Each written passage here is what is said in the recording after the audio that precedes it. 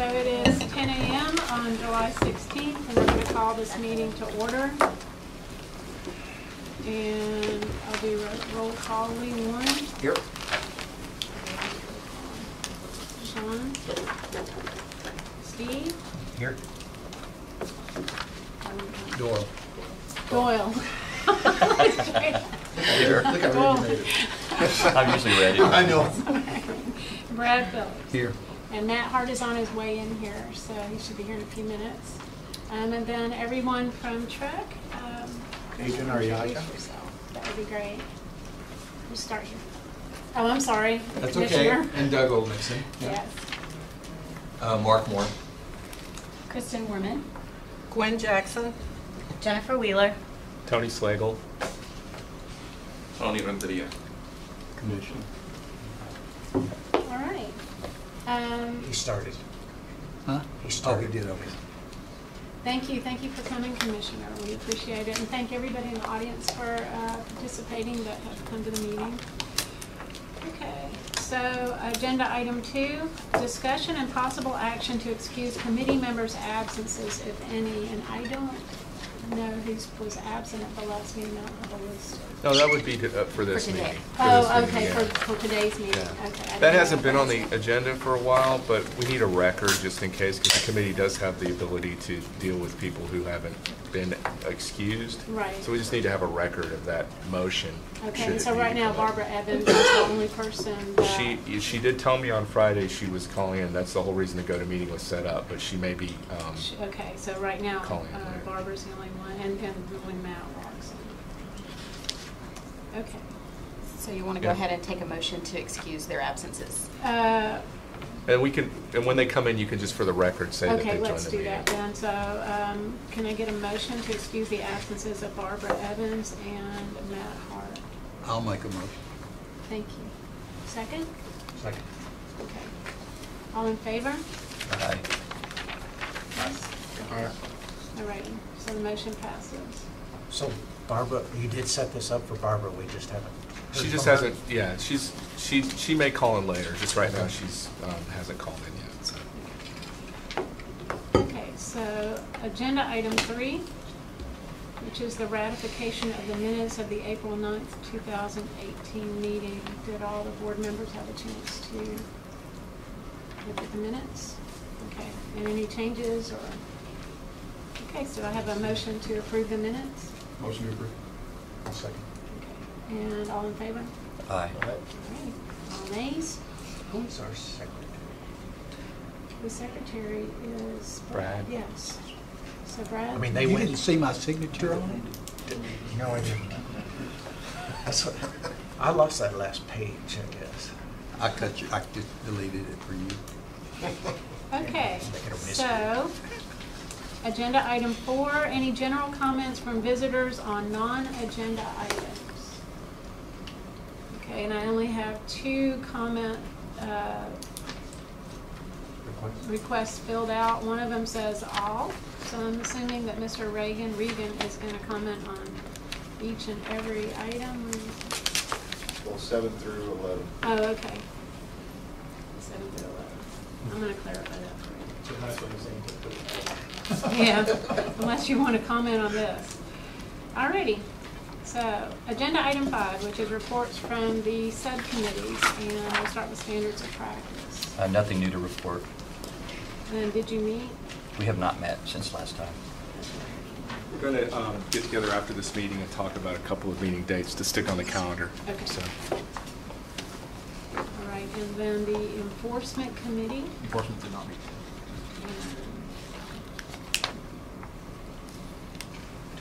And the education subcommittee did meet. Yes, yes, we met on Friday, which is the main gist of the meeting was, what is it, number 10 agenda item. Mm-hmm. And we did talk, at least put on the future agendas, some, a couple of other things on the scope of the training and the coursework. Is the things we're going to be working on.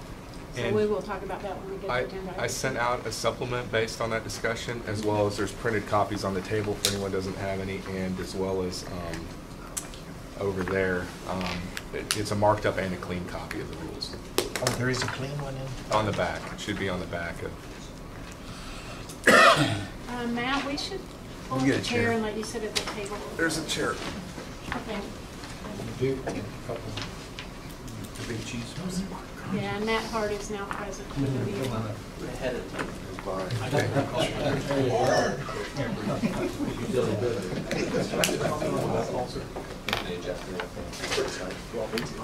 Okay, so the education subcommittee, we'll talk about their, when we get to Right, agenda that'll be item 10. supplement to agenda item 10, yes, ma'am. Okay, thank you very much.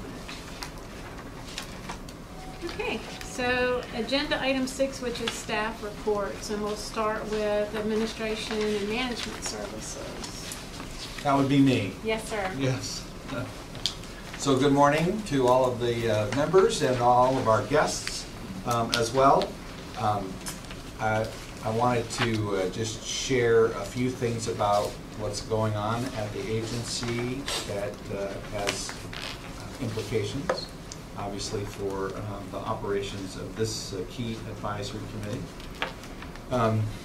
So there's three items I want to touch on briefly. So hopefully you have been reading the newsletters and other information that we've been sending out about the difficulty, and you may have been hearing from license holders. You may have experienced it directly yourself, the difficulty of getting through on the phones and timely responses and the ability to leave messages and also timely processing of license applications and renewal applications and things like that. So we are, not to recap the entire history of that so far, I just wanted to report a couple of things which are in the most current newsletter that was sent out. The column just went out last Friday, I think it was, Thursday or Friday. We have implemented several technical fixes on the call center side, and then some procedural changes as well, and then also some procedural changes on education and licensing in that area.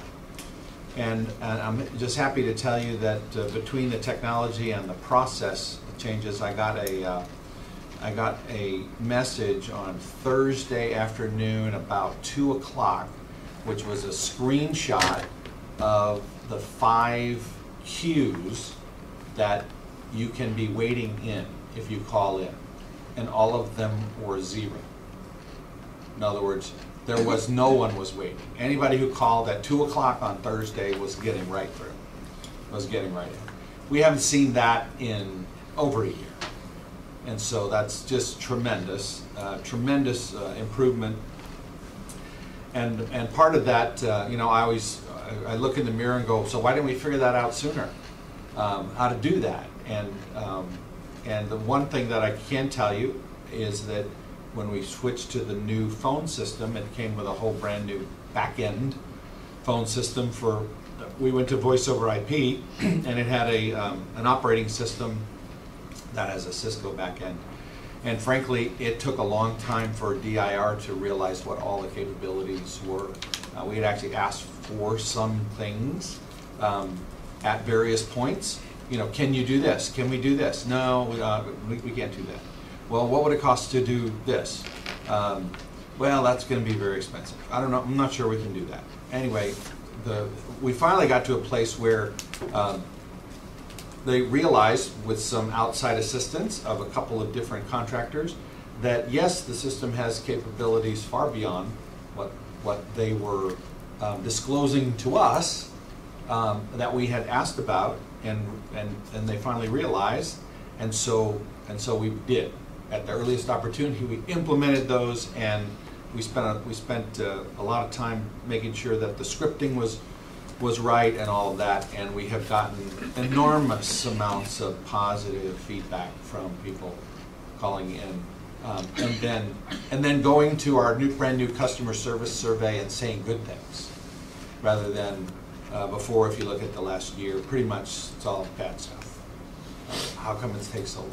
So, are enormously pleased by those developments. We are not. That is one step in probably about 8 steps that we're looking at.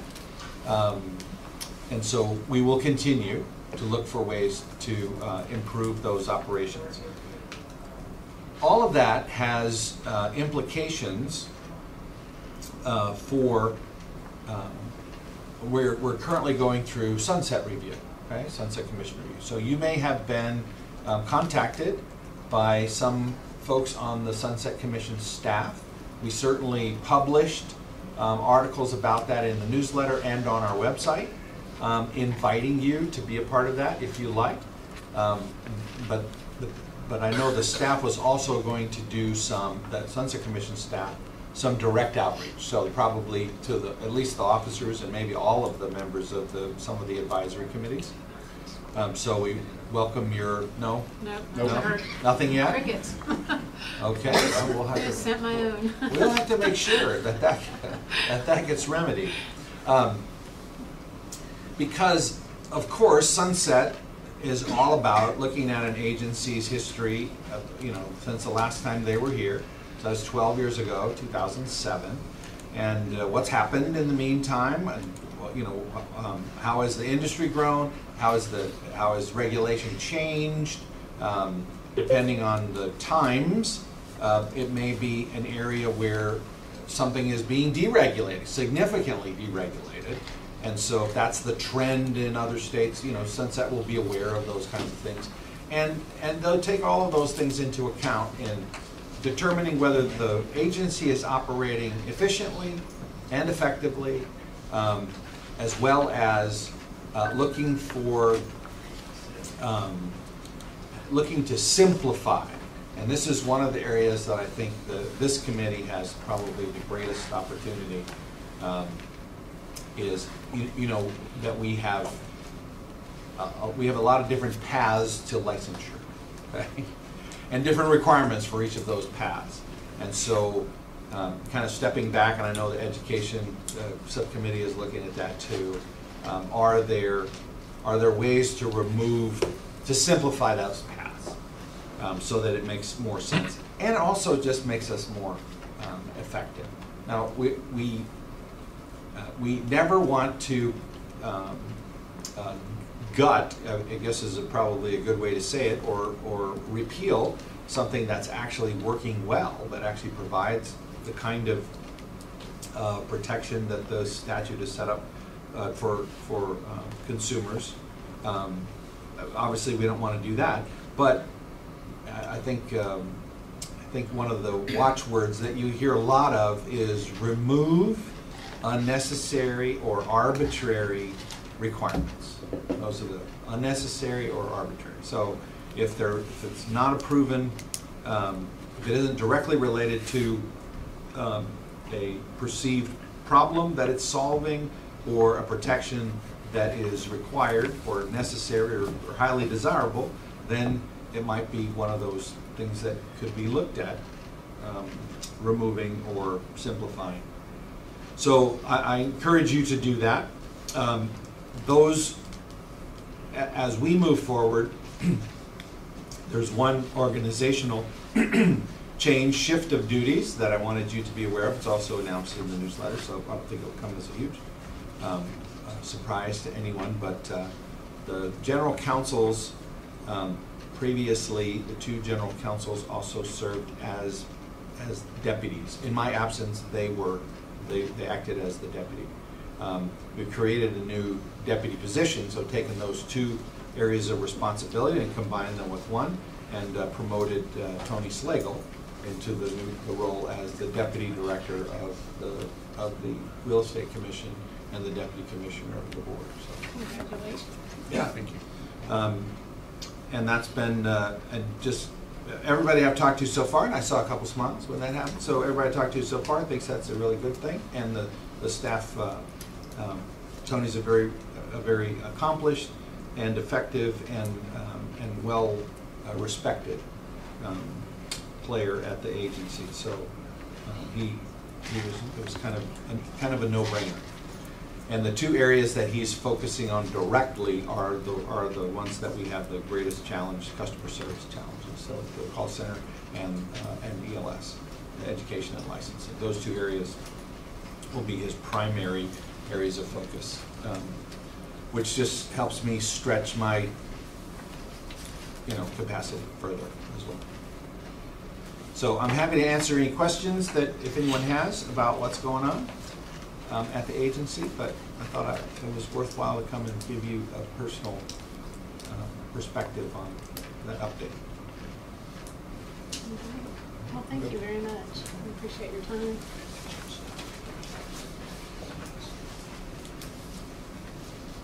Okay. Standards and enforcement. It says, and you're filling in. Yeah, Mr. Malloy, the normal inspector liaison, is on vacation, so Mark Moore, Director of Standards and Enforcement Services. Are we on page 6 up there? The materials are slightly out of order, my fault. Page 6 is basically the list of the 11 cases that have occurred since the inspector last met. Of those 11, I think we had 7 agreed orders, 2 final orders, and 2 advisory letters. The details up there.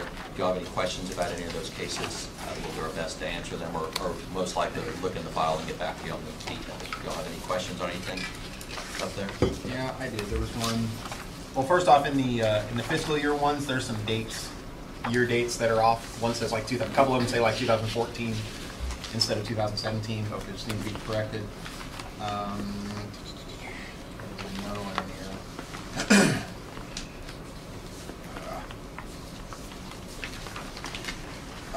Order 181358 dated 6/27/2018. You have in there performed a gas line leak test as one of the issues. Now, our standards are minimum standards. Anybody can go above and beyond. So I guess my concern is, why is this a particular line of discipline that needed to be taken? If they're going above it, wouldn't that fall more into the plumbing code or plumbing board? Yeah, it's kind of how it was done, and Mr. Renteria worked on that case. How do you want to Yeah, that discuss is correct. Yeah, we did confer with the plumbing board, see what their position was on that one. And yeah, their position, this is not the first case we've had. So and it will be less. This is actually the second order that I've done with the same test. And so both times we conferred with the plumbing board to make sure we're still on the same page. And to them, in order to do a proper test, it has to be pressurized. Right. And only a plumber can do those tests. So they have an issue with that. The other issue was that by performing a test that is not pressurized, it's negligent. Because then when you're doing that, you're really not performing an efficient test that's going to disclose a leak. So the plumbing board's position is, if you don't do a pressurized test, you're not going to detect the leak. Fair enough. I guess my stipulation there would be, if we're going to say performed a gas line leak test, we should probably put negligently. So at least we're stating very clearly in that order that we're not disciplining somebody for going above the standards, but for doing something in a negligent manner. Yeah, and that's absolutely correct. You can go beyond, but you can't do it negligently. So yeah, we can modify that.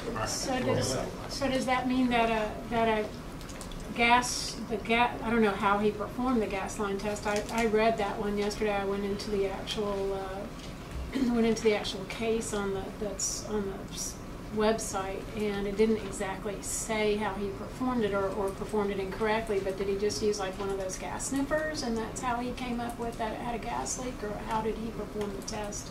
The way that he performed the test is that they turn off all the appliances, so there's no, the stove, everything, and then they just monitor meter. The meter. To see if it drops. Right. And doing that is not going to show any significant, even if there's a leak, Yeah. that is not going to happen. Right. They're not going to be able to see it. It needs to be like if it gets to the point where they can actually see the needle dropping, you would be able to smell it, like you said, a lot quicker. Yeah. Yes. Okay. So that, so performing the test is, yeah. Okay. Thank you so much. I wasn't sure. I think you answered my question about the gas leak test by using the tester or sniffer. Yeah, I think a lot They of. have connection stuff and the meter, that's different? That's different. That's Yeah, completely different, yeah. Yeah, Yeah, you because you're not You can use the actually. gauge to detect Yeah, but not a leak of some kind and then, you know, And then recommend promote, that yeah, somebody promote that follows farther. that. But then the other, you know, like Lee said, if this was a case of actually not performing it correctly, that's one thing. But then if he did perform it correctly, then he's encroaching on the license. So either way, Right, but not on our side. If he Correct. performed it correctly, that's for the plumbing board to be taken up, not us. so Right. so that brings up That's a my, question. that's my concern. If they're doing something that's licensed by another entity, would that even be in our place to tell them or refer to the other entity and let them take care of it? It could be something we're concerned about. In general, if it's on the line, I would say it's more for the other board, and we're looking as to whether it falls under our statute or SOPs. So if somebody had done it properly and the homeowner or client or whatever complained to enforcement and it was all done properly, what do you think would be the initial reaction? Now, this guy made it easy by not doing it correctly. If not, I don't know. Depending on our workload, sometimes we have limited resources, so probably we would not have gone into that too deeply. But we've referred it to the. Yeah, and we do refer them sometimes to other agencies. But there isn't anything, because they weren't negligently performing anything in our SOP, then that wasn't an issue. Yeah. But this was kind of just snowballed all into. Yeah, he had a lot of bunch stuff, as you could see, there were a number of them, so it made it, but there was going to be some sort of discipline with it. I have a question for you regarding that first comment in the chart. This is Doyle with the Inspector Committee. If you go back to the first page, at the very top, it's regarding wood boring insects. That's a TDA license. Would that apply the same? Damage? No, because he didn't report the damage. But specifically identifying the insect, though, the Well- type of insect, would not comply with our standards. It's not an issue for us. Just the fact that there was damage. You didn't identify what insect it was. Well, wood boring, which is a group of Right. be a lot As of things. inspectors, we shouldn't be identifying that it's damage Exactly. specifically from wood boring insects. That's my point. I mean, putting damage on there, that's one thing. But I think it's going a little beyond our scope to start disciplining somebody for saying that it's damage from wood boring insects. And an advisory letter is truly a disciplinary action, as the public would view it. If they were to look up an inspector's history, I personally, as a consumer, would see that as a ping. So I'm just wondering if these advisory letters are going out to people that are, if they're going out in an accurate manner, is my question. Because even the negligence in the previous one we talked about, that's a big damaging word to the consumer community to see that on an inspector's report record. Yeah, advisory letters they're not on our website. They are considered warnings, and they have a broad range. Almost all enforcement agents, almost all licensing agencies have some form of a warning letter, and they go by different names. We call ours advisory letters. Someone could do a public information request and get to that information. They vary from basically it's a small or technical violation, and we just want you to fix it. An example might be a small advertising thing, or failure to register DBA if that's the only thing. So they are often small. A lot of them fall under, we don't think we could meet our burden of proof as well, but we want you to let you know, and if this happens again, we'll probably look more deeply onto it as well. So they have a pretty broad range of use on that, but they always have some use. But they're not formal discipline, but they are, a warning letter is, we do consider it informal. But if I'm an inspector and I'm reading that, I go on Trick's website and I'll look through that and I read that very first one, I'm thinking, my first inclination is, holy cow, I have to start reporting damage by That's wood-boring exactly right. insects. But you wouldn't even see that. Well, you As do Mark report the said, the damage. advisory letter would not You appear just on can't the Trex identify it. website. Yeah, I went to Right, that but it's case the number, wood-boring that's not insects there. that I have a concern about. I Yeah, agree. because there's sometimes you see damage and water damage, wood boring. A lot of times they're together and you can't definitively tell which one's doing the damage. Kind of my You point. just, We shouldn't be identifying We're that it's coming reporting- from Unless wood-boring we're insects. licensed. That's what yeah, it's we're supposed to do. reporting the damage. And you can see it on Trek's website, not on the disciplinary actions, but you can see it if you go and look up the meeting materials, which a lot of guys do. They go up and look at the meeting materials and specifically look at this type of stuff. But if wood boring's not there, then it's okay? That's kind of my Why don't we feeling. just fix that? If you're not, yeah, if you're Yeah. not, if you're saying that you're not reporting damage to the structure, perfect, no problem. But my problem is specifying that it's damage caused by wood boring insects, because now you're telling inspectors we have to start looking for that and identifying it. Probably what happened was, since the complaint was by the buyer, maybe they had a WDI inspection and he saw it and wrote it in his report, and the inspector didn't write it specifically in their report. I'm just guessing if it was in the attic though, that's kind of crazy. They went way the heck up there. Let me Did say you- something did you- in defense Okay, of. and then we have a couple people. Okay, well, let me say something in defense of enforcement, because all you're seeing is one short caption. Mm-hmm.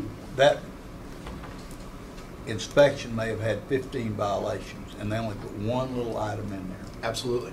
So you're not seeing the whole report.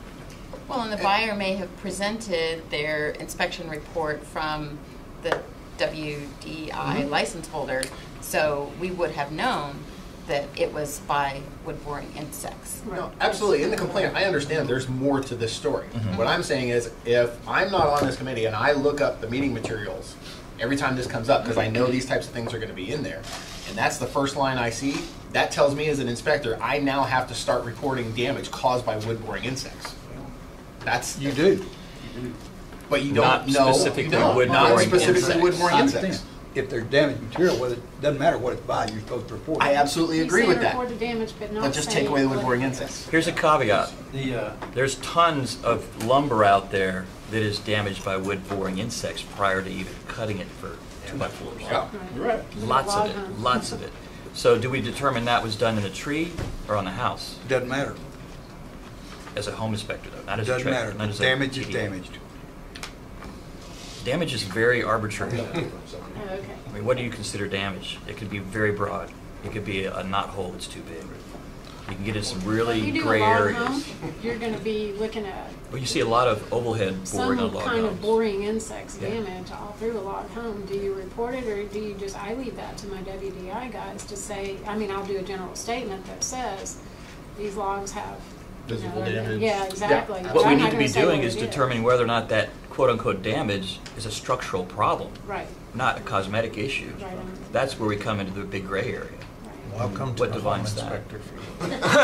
I'm familiar with it. It's like that in every, Truck in every section of their, Everywhere we inspect, we find the same thing. determine what's aesthetic or But what's. do we have that documented on, that's how we make that determination, whether we That's consider individually structural or based. cosmetic. Okay. And that's where we get into trouble. Trek in the past has disciplined inspectors for failure to report wood destroying insect damages, okay? A great article on that is the November 1998 Trek Advisor that the ought to probably reprint again. Because it's a nice article, it's like 2 lines or 2 columns about what the Structural Pest Control Board says we can state about wood destroying insects, what words we can use, and what Trek recommends we add when we see that. But we are expected, if we do see wood destroying insect damages, we're kind of expected to say something about it, okay? We are structural inspectors.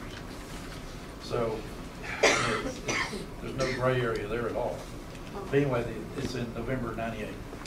I thought that the pest control board since then has said, you know, I'm saying in the past 5-10 years or so, said something that we cannot specifically, unless we're licensed, say what it is that caused the damage. They've And always so- said that. You can't identify Right. subterranean termite, Yeah, wood boring beetle, you can't use those kind of. but our identification. training, I think it is in our education that we, at some point, identify, we learn that, even if we can't use it. Right. Having too much knowledge. And that's covered in the '98 article of the Trek. Okay. Thank you. I wrote that down. I'll go back and see if we can't find I that can send it article. to you just if so y'all we- don't have a copy. I'm sure we have have a it. copy. I have a little library of my own. Jeez. And Scott, was just about this subject, but the. Another subject, Okay. another report. Page 2, at the bottom of page 2. Mhm. Inspector AC, when temperature was under 50 degrees, did not advise the risk of damage. On the, On the All the way to the newer, bottom. It's on the. What's no, the no, no, date no. on it? right, Page 2. What's the date? 3/20, Keep going up. 2018. 320, 2/27. Keep going up. okay. Oh, more. No. Keep going. There you go. Right there. Right there. Bottom.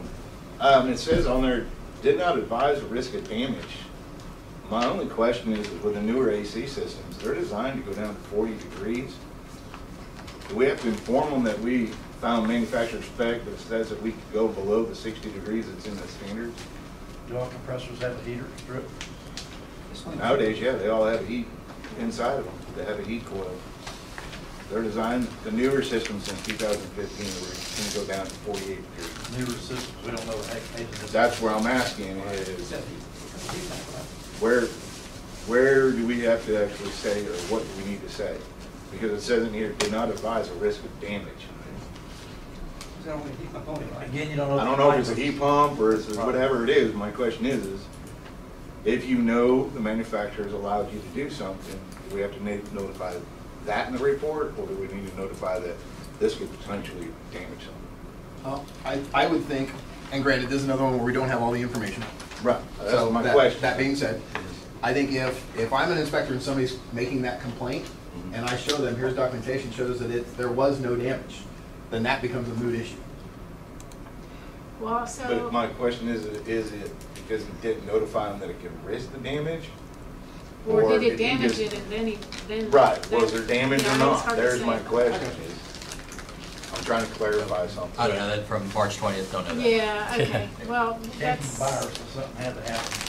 That's, I It seems guess- to be I guess worded if you that don't inspect they did not something, you tell should the say that customer. If you do inspect it and you don't do it, I guess you should tell them before you inspect it, if I turn this on and it's under 50 degrees outside, I could cause damage. I guess all of it's about tell them what you did and say what you saw. I don't know.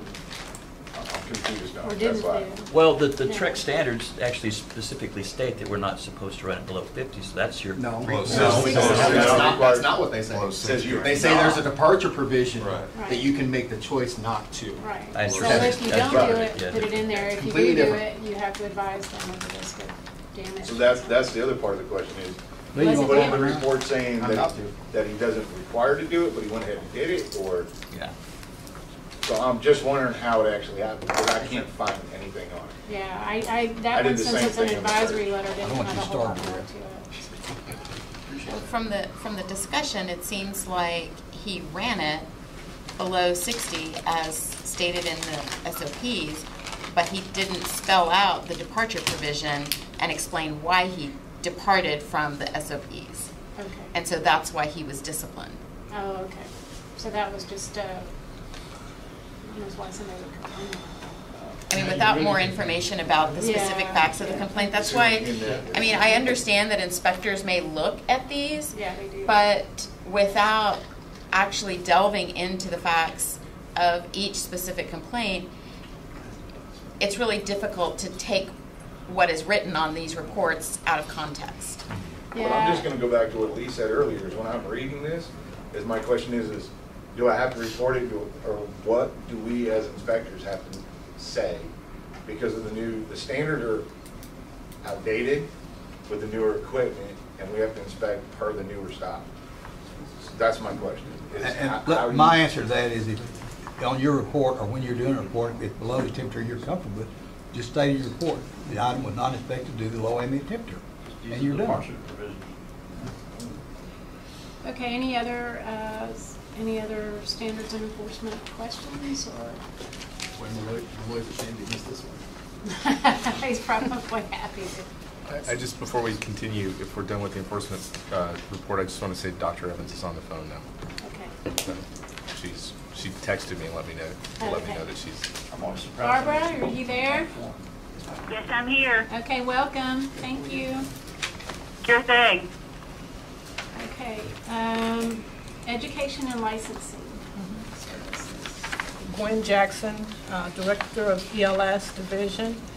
The very first report that you've got here is our fiscal year comparison as of June for our applications received, licenses issued, as well as our renewal activity.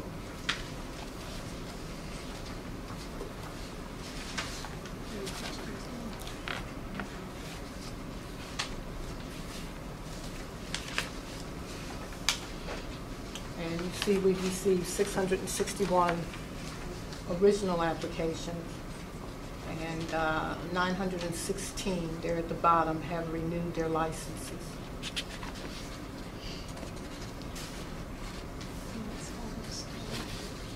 Pretty good increase from the same renewal period 2 years ago. That's good.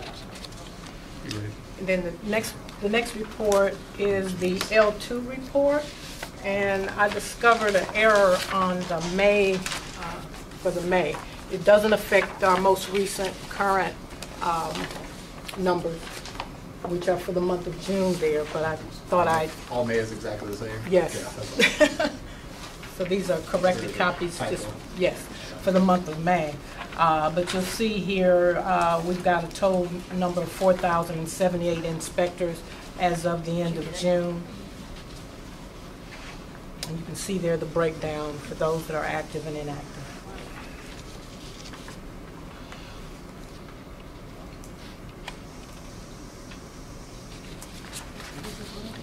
Then the next report is the L3 report, which is the inspector examination activity. Again, we're comparing 2 years as of June for 2017 as well as 2018.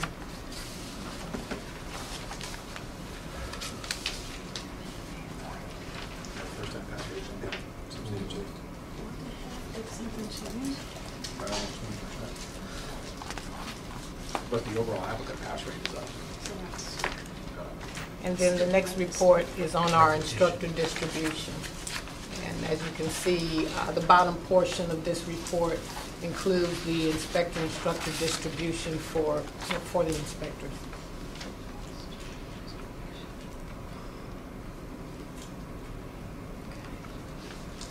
Any questions from any of the board members? At some point, we got to start looking at, is the education subcommittee looking at the rewrite of the new SOP? Because we got to start thinking about that here soon, don't we?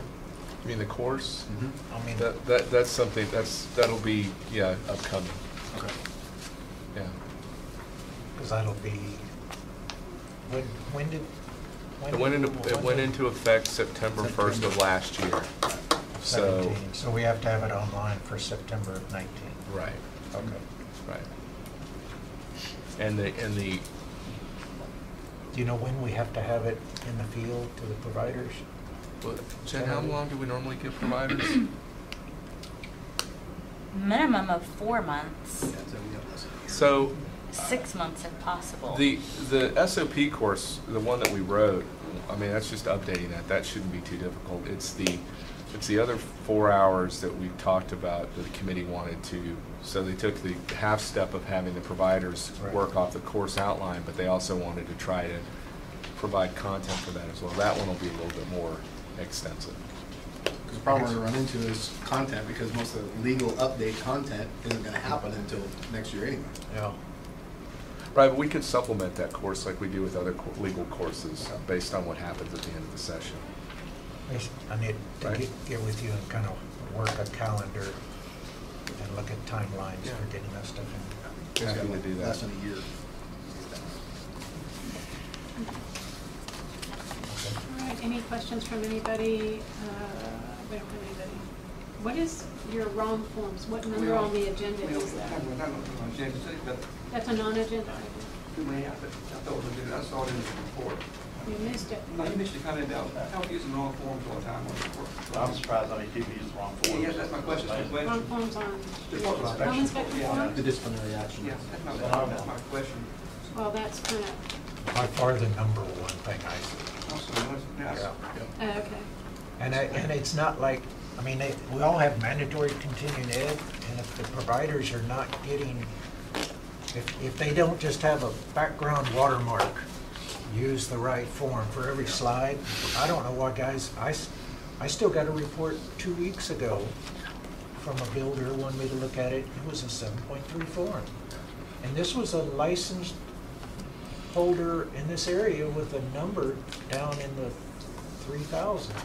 I saw some of the I'm sorry, it's just- stuff yesterday, it's- those low numbers. I see a lot of time, that's saying, it's been 4 years now at least, or 3 years. Yeah. 3. Well, I kind of think that it's up to each inspector as part of their professionalism to keep up with our forms and I don't know, nobody reminds me.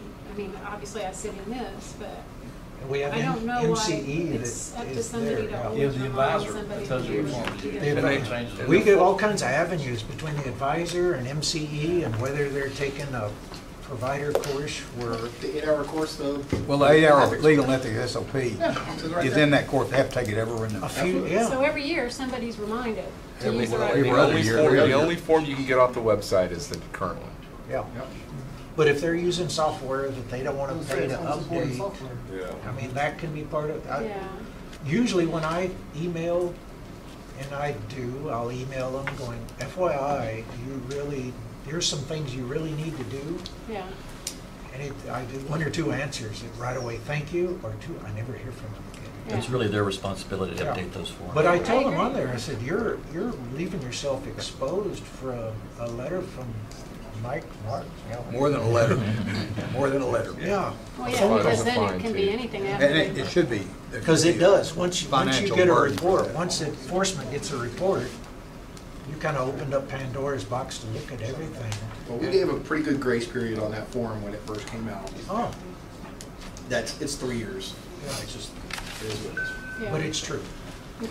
Number one thing I see. Yeah, it was on there several times, and when I looked up the enforcement, I saw that some of the license holders had been around a pretty good while, so Yeah. they know better. They just, I don't know. But they're also old. They're old. That's no excuse. Be careful. Everybody looks at Brad. I'm not far from 3,000. Okay. You're gonna hurt my so, feelings. I'm just Gwen, thank you understanding as I'm very getting much. there. Was there any questions for Gwen on any of the reports that she has? Yes, sir. All I have is a compliment. I came up for renewal this month. I had one paper snafu. Wasn't my fault. Nothing's my fault. Okay? That was immediately fixed. And it only took 2 weeks, and I was happy because I was real scared because everybody I read was it's going to take forever to get your license renewed. There's all kinds of problems. Truck didn't know what the hell they're doing. Blah blah blah blah. I mean, 2 weeks was nothing. I mean, that was a snap. So thank you. Yeah, my individual license was renewed very quickly. It's only the corporate one that took a little bit, but the other one actually went very, very swift. Denise isn't in here, but you ought to send her I a know thing. he's going. Because it was great, you know. I mean, she fixed what I had, so like, her paperwork is a heartbeat. As long as you don't remember it the weekend it expires. I expire August 31st, you know, and I'm already renewed. I've had guys call up like on the 28th of the month that their license expires on the 30th, going, what can I do? I And said, so you get get a part-time job for a week or two while they pay. Well, thank you for that. We are trying to. No, really, I was really Yeah. impressed. Thank you very I was much. kind of hoping I had that 3-4 weeks off because I was a flood victim and I need a break. You know? So, It's not fun. Thank you very much. I'm sure they like hearing compliments every once in a while. Okay, so we are now on agenda item 7, discussion and possible action regarding recommendations for a legislative fix for all inspector consumer recovery issues. And this is... This is on the last agenda item, but Right. it was a point of discussion and not an action item. It's an action item today. We haven't received, as far as I know, any additional comments based other than the ones you guys saw last time. Right. So this was what the recommendations were discussed, and we just needed a formalized action to move forward on them. Okay, I have 2 comments. That Scott? answered my question. Oh, okay. Yeah. And Mike also? Yes. Okay. Any Oh, discussion? What's up there answered your question? No, it hadn't been what Tony says. Yes. Okay. Oh, you were wondering why we were looking at it again? Yes. Yeah, it was because it was just an item, the committee didn't take any action on it last time. We were waiting for more. We wanted to give extra time just in You case did. people wanted to put Big- in extra comments. Good discussion, but yeah, this is just up here because we need a formal action from the committee. Okay, so we need a motion to approve this to go before the commission, or what is the next step for this? As a legislative Correct. recommendation. Yes, ma'am. Okay, so. I'll make that motion. And I'll second it. Do you want to, Do you want to spell out the motion? Well, the discussion would be next. Oh, right? okay. Is there any, okay. I was going to say, could you highlight those 4 bullets and the implications of what they mean for everybody? Sure. So, the first bullet is to retain the current occurrence and aggregate policy limit. So right now, there's a requirement that you have a policy that dictates you have an aggregate of $100,000, but you also have a per occurrence of $100,000 and an aggregate of $100,000. So this would maintain that same, that would not change. And then adding language that clarifying that it's for both GL and E&O rather than just E&O insurance in the statute, actually clarifying what the type of insurance is. Okay. The third is that the defense within limits are acceptable to satisfy the requirements, because currently there's not any language that authorizes those clauses. And then the fourth bullet is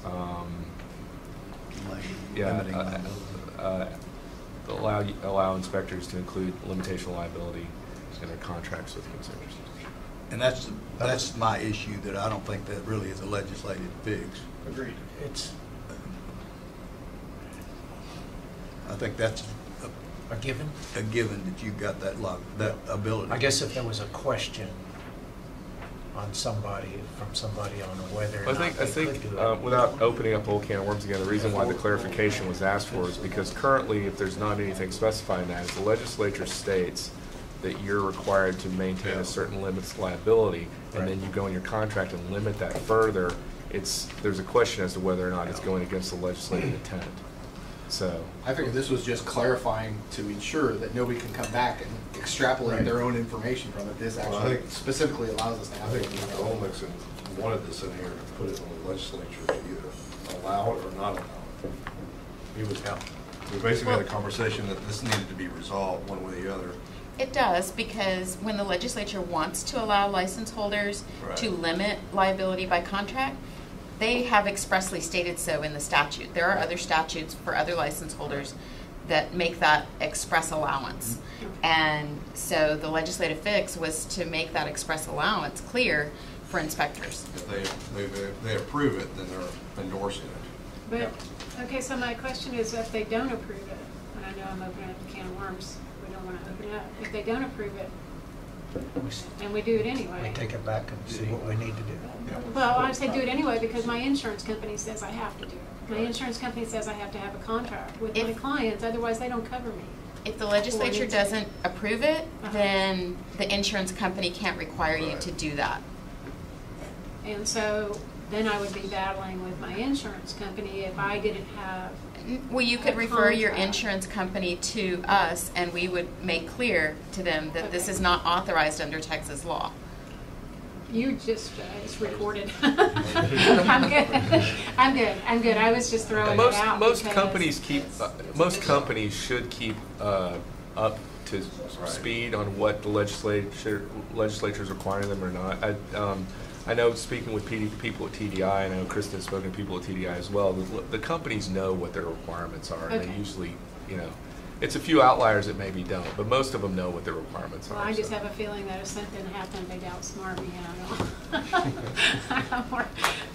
But I'm good with this, I just wanted to make sure. So that's the 4 bullets, but I also just didn't want to neglect the last bullet, which is to repeal the recovery fund, because you're clarifying what the insurance requirements are, and you don't need both. Right. So It's what the recommendation of the committee is you don't need both insurance and recovery. Okay. Christmas bonus. So these are recommendations that'll be sent to the commission. Okay. Thank you. So we have a motion and a second. So all in favor? Aye. Anybody against? Aye. Thank you, Barbara. Anybody against? Okay. So we will send that on to, that goes to the commission to recommend to the legislature, as a legislature. Yes, ma'am. Sunset, goes to sunset. Well, it goes to the real estate commission to, for them to take action on the recommendations. Okay. Now we're on agenda item 8, discussion and possible action regarding amendments to 22 TAC 535.201 definitions. And This was, and I apologize, it's so small, I don't know what I did. But this was the rule that was brought forward from conversations from the committee last time. This was proposed, I believe, at the last commission meeting. It was. And we have not had any comments about it. The reason it's on here is for you guys to determine whether or not any action needed to be taken based on comments we received, and we haven't received any.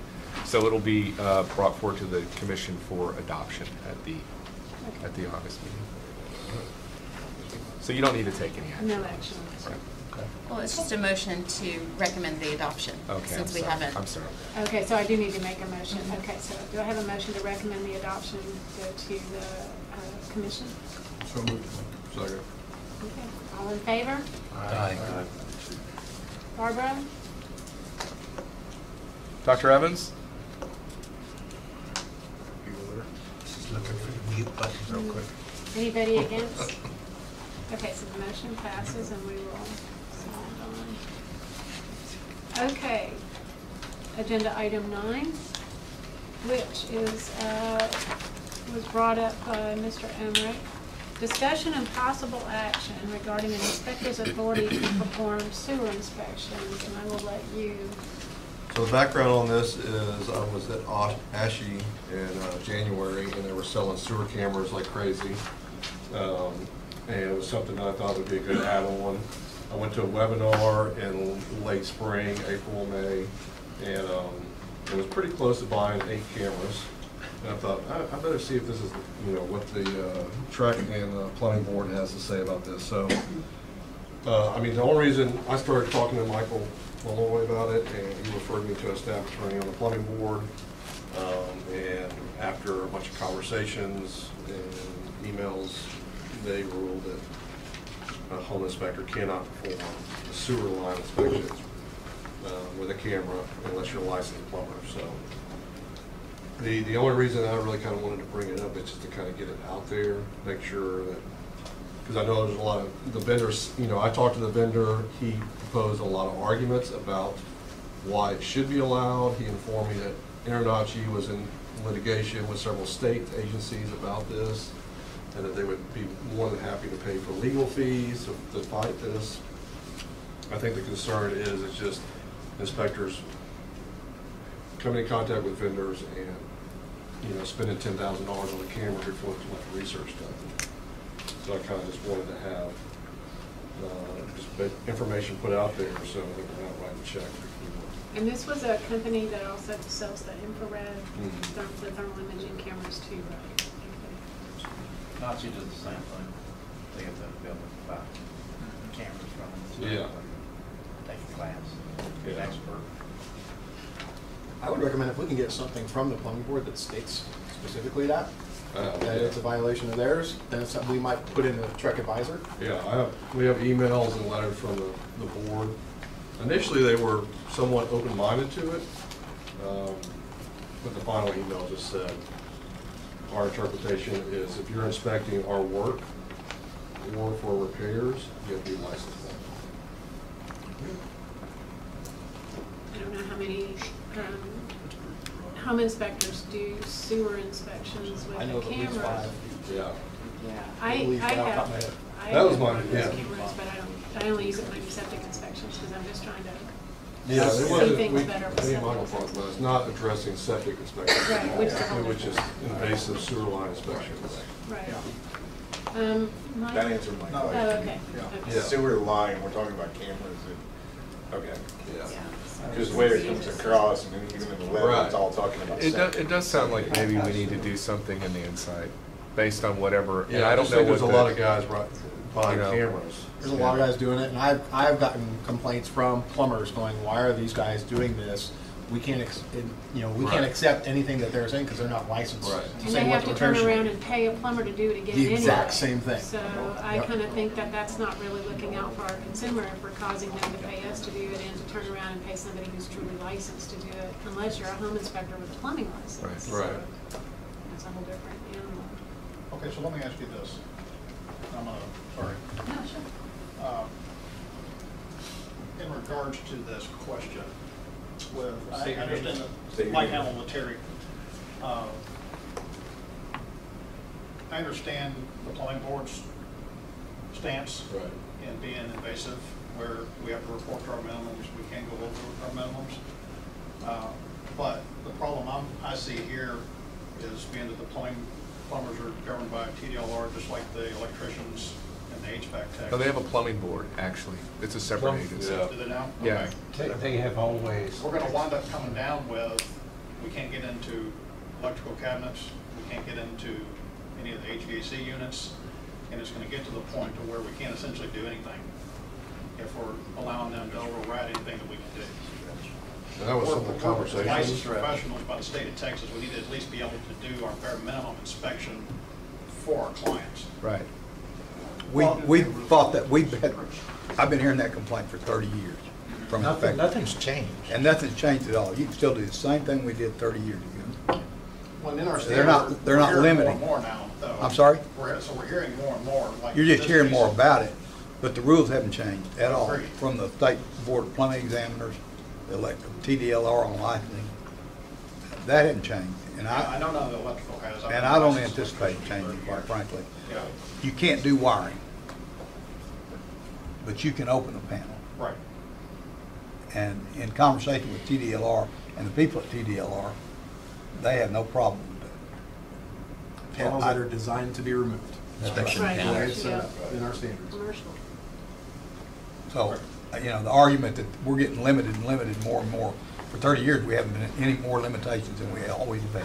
Yeah, not necessarily saying we're getting limited more and more, but the possibility is there.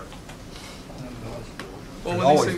when these things, I'm sorry, when these things come up, we just have to, there may be a need at some point to have a talk about sort of cross-jurisdictional things, the same thing we did with the engineers when the thing came Right, up about the exactly. foundations, just to get some sort of, finality on that.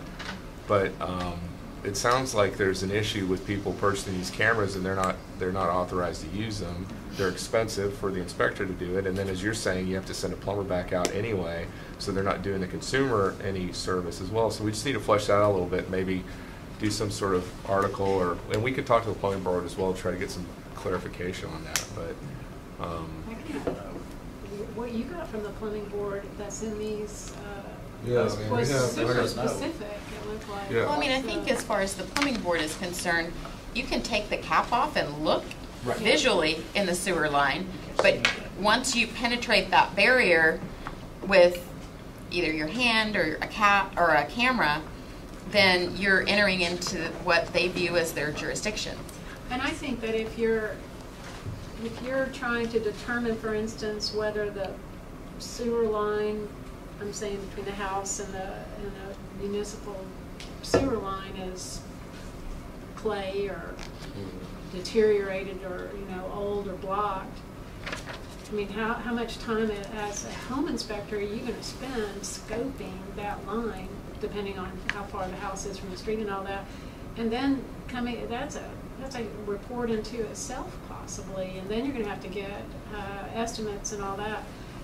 To me, you take the age of the house. Sometimes you can tell by the clean out. Sometimes you can't. But if you can't, you just simply say they need to follow up and get somebody. This house is built in 1910, and there's a good chance, or 50 mass cast iron. Flush the toilet and it doesn't go anywhere. Well, and sometimes it'll go anywhere if there's a nice big green spot in the yard. Well, you know it's going. So I mean.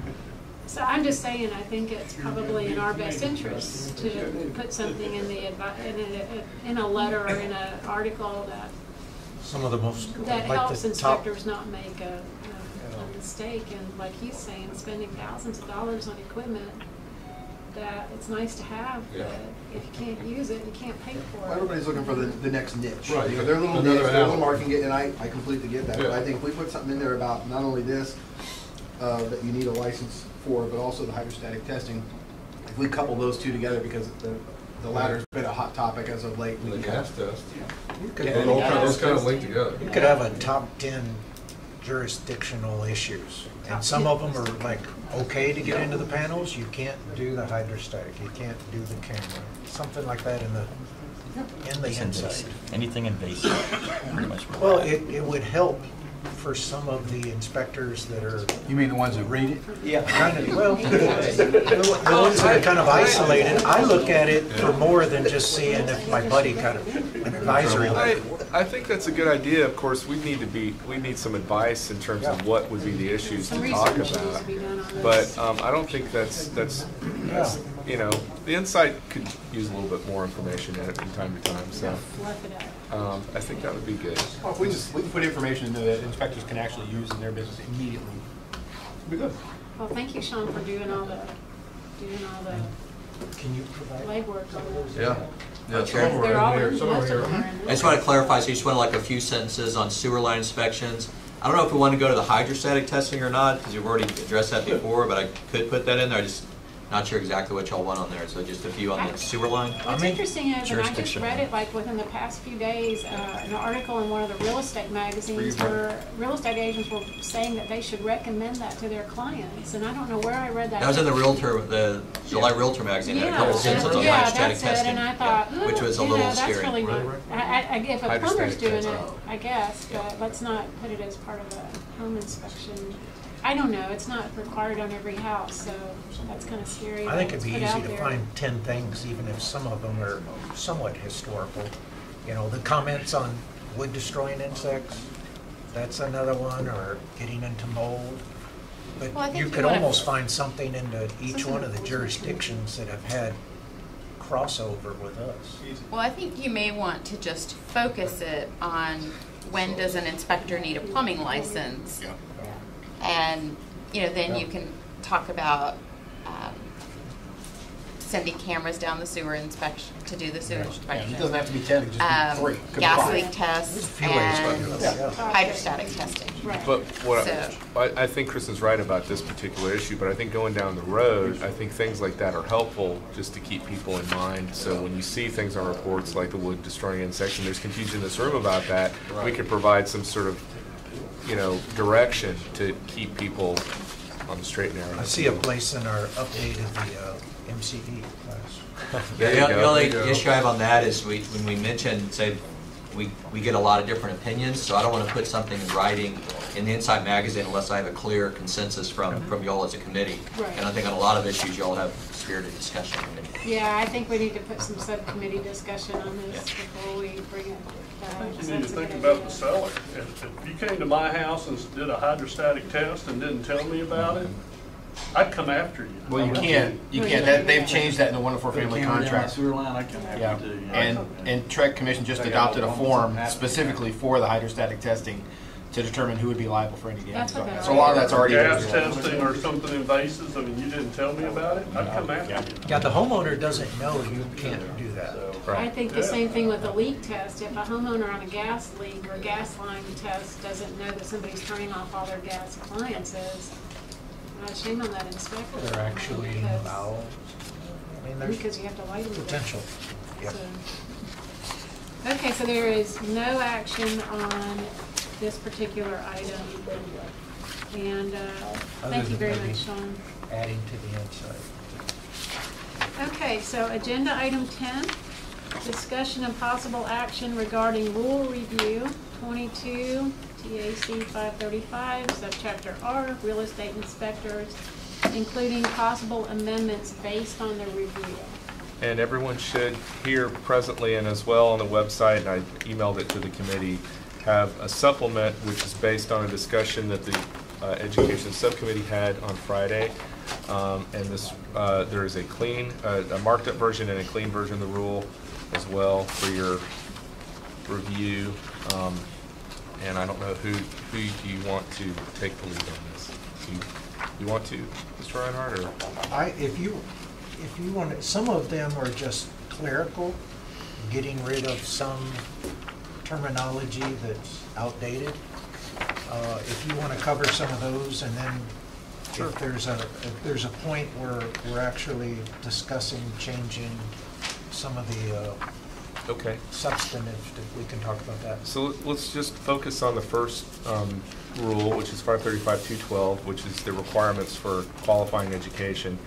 The main purpose of the amendments for this are to rearrange the rule to make some sort of sense, so that the education requirements are in one place for both licenses, the experience requirements are in one place for both licenses, and then the exceptions are spelled out as well as the substitute experience.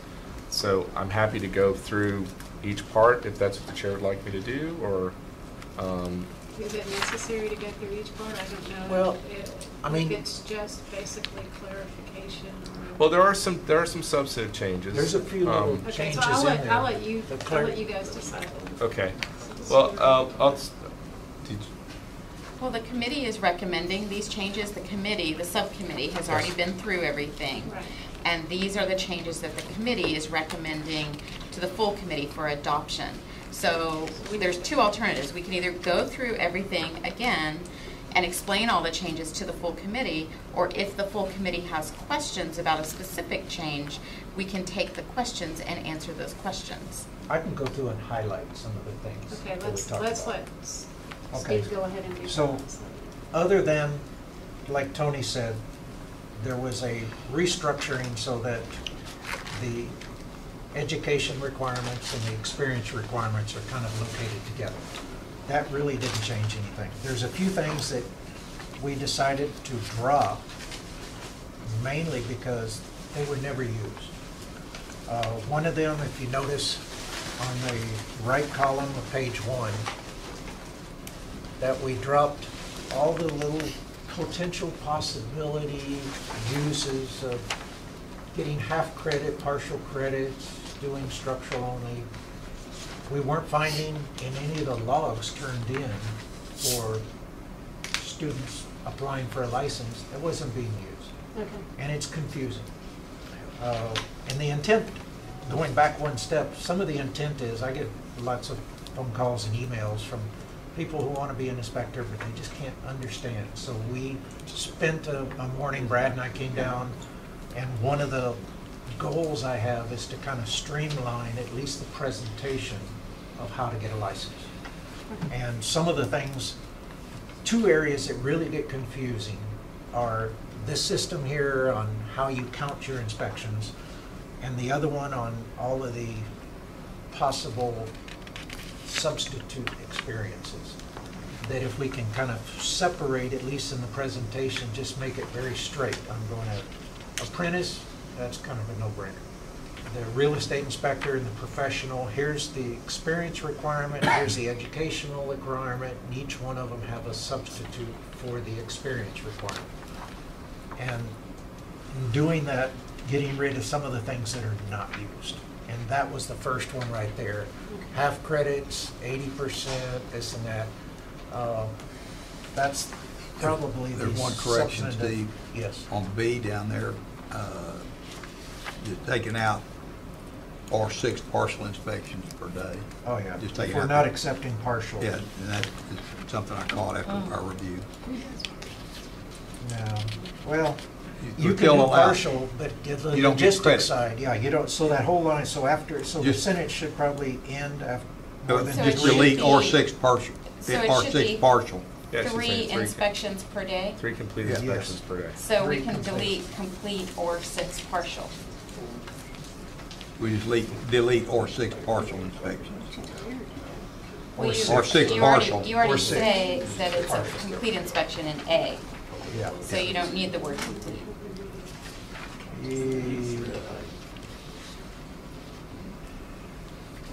I see what you're saying.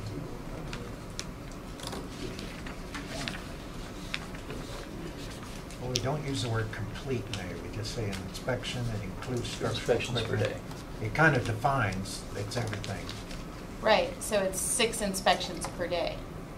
Or, I'm sorry, Three. 3 inspections, sorry. We were just Now we're figuring out really how you getting do aggressive. 3. I've seen guys out there doing That's five. good training. I don't know how they do it. They don't. Exactly. Well, they don't do it correctly. Guys, We were doing, training somebody 3 a day. everybody- Okay, so we'll strike that.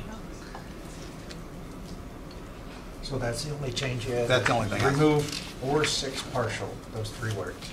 Right. So we're removing complete, or the committee wants to keep complete? I would say remove complete, because Complete if you or just 6 define it as partial 3 should be inspections per removed. day, you're Okay, that makes sense. calling them complete. You've already defined in So give A. me those 4 words right there, Yeah, yeah. okay. All right, got it. Okay, second page.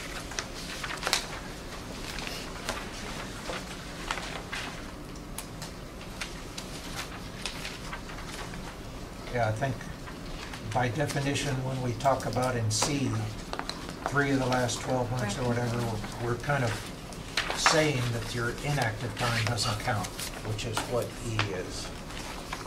That was simple. I have it. We haven't changed the number of inspections.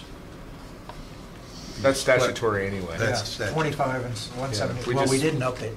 We just, That's the minimum. we just specified it in the rule. Right. Or repeated it in the rule. So that's the basic Well, and then, of the academic and the inspections, and then we go into the substitute. right. In the substitute experience, There's a minor correction under 2. It's, the have is already in the STEM, and it should be completed. Just get rid of the second half. Right. okay.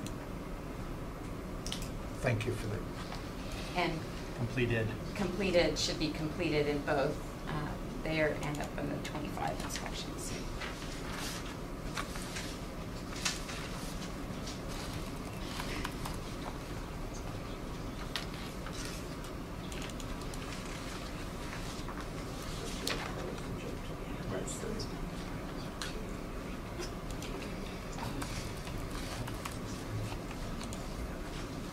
So on the second page, under substitute experience, we ran into another section that didn't look like it was used.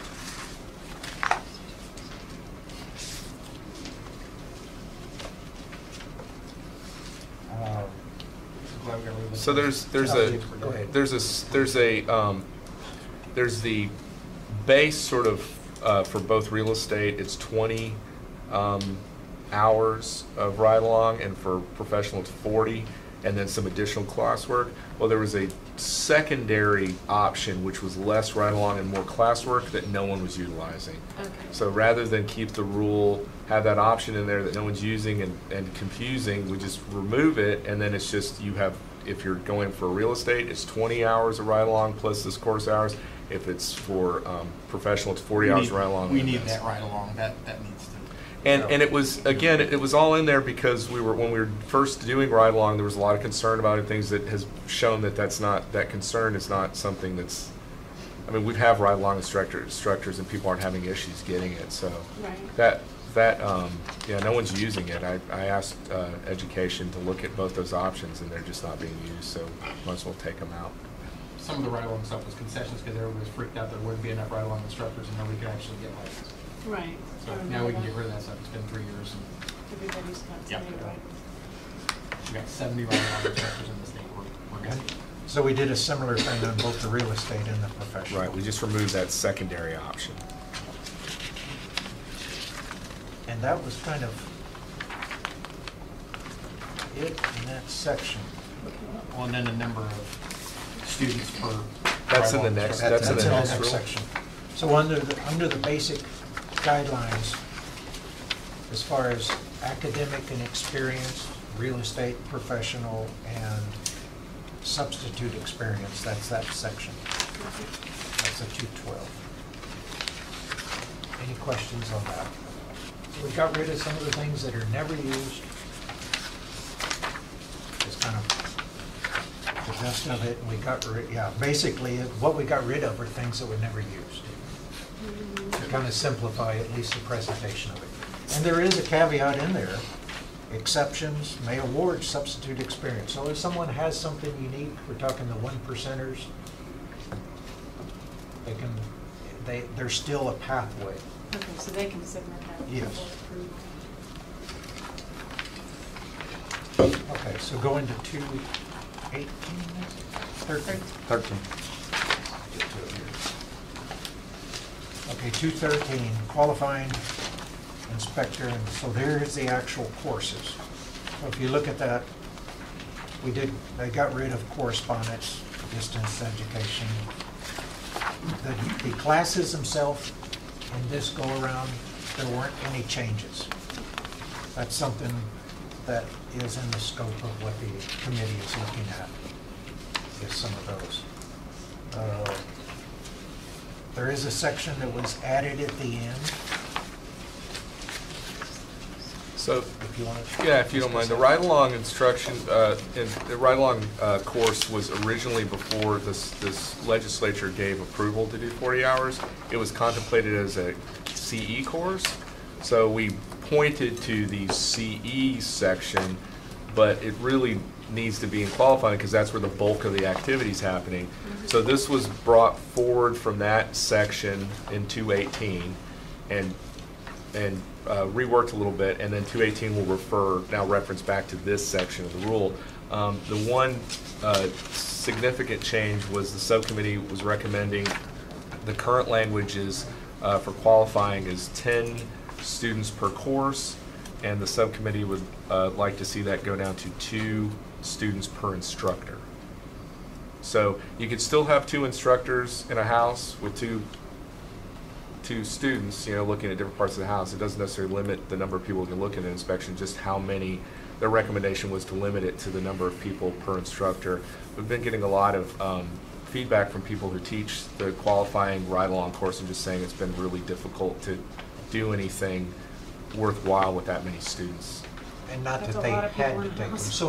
So in the continuing ed side, the potential, the having a higher student to instructor ratio wasn't a big deal. It wasn't a big deal. It's more manageable.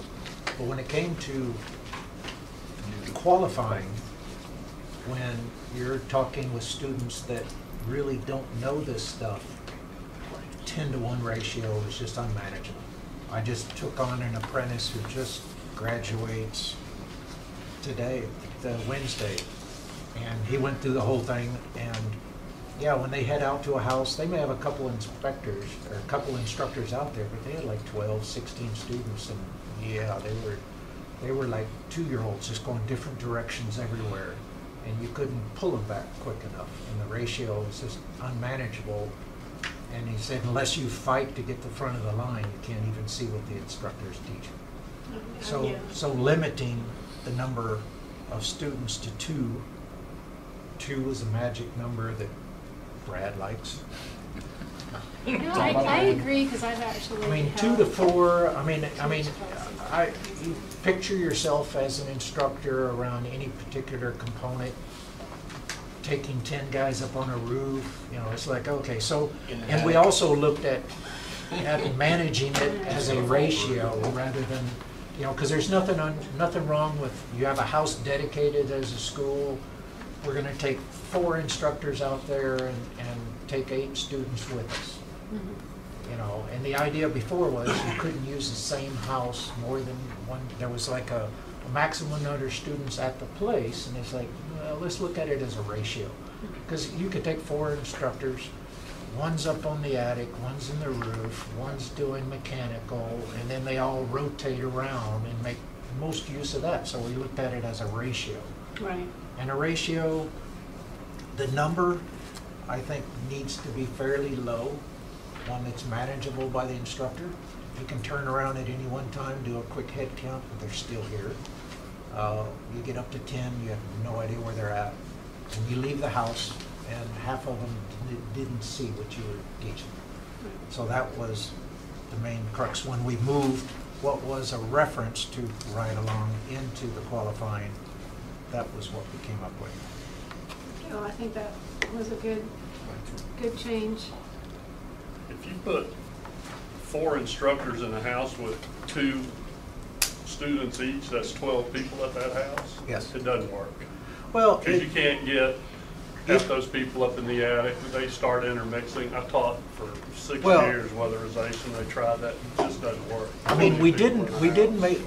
We made a limit on the ratio And if you as a provider said, we can't have more than 2 groups there at a house, that's your call. We didn't limit the number of I'm groups. just saying. Yeah, Right now realistic- it's 11 with the instructor. Yeah. With the way it's currently written, it's 10 students and an instructor, so right now it's 11. 11, yeah, it's terrible. Yeah. It doesn't Yeah. work. So I as a, don't as a learn provider, as a business model, you have to look at how many you effectively can use. We didn't try to limit that.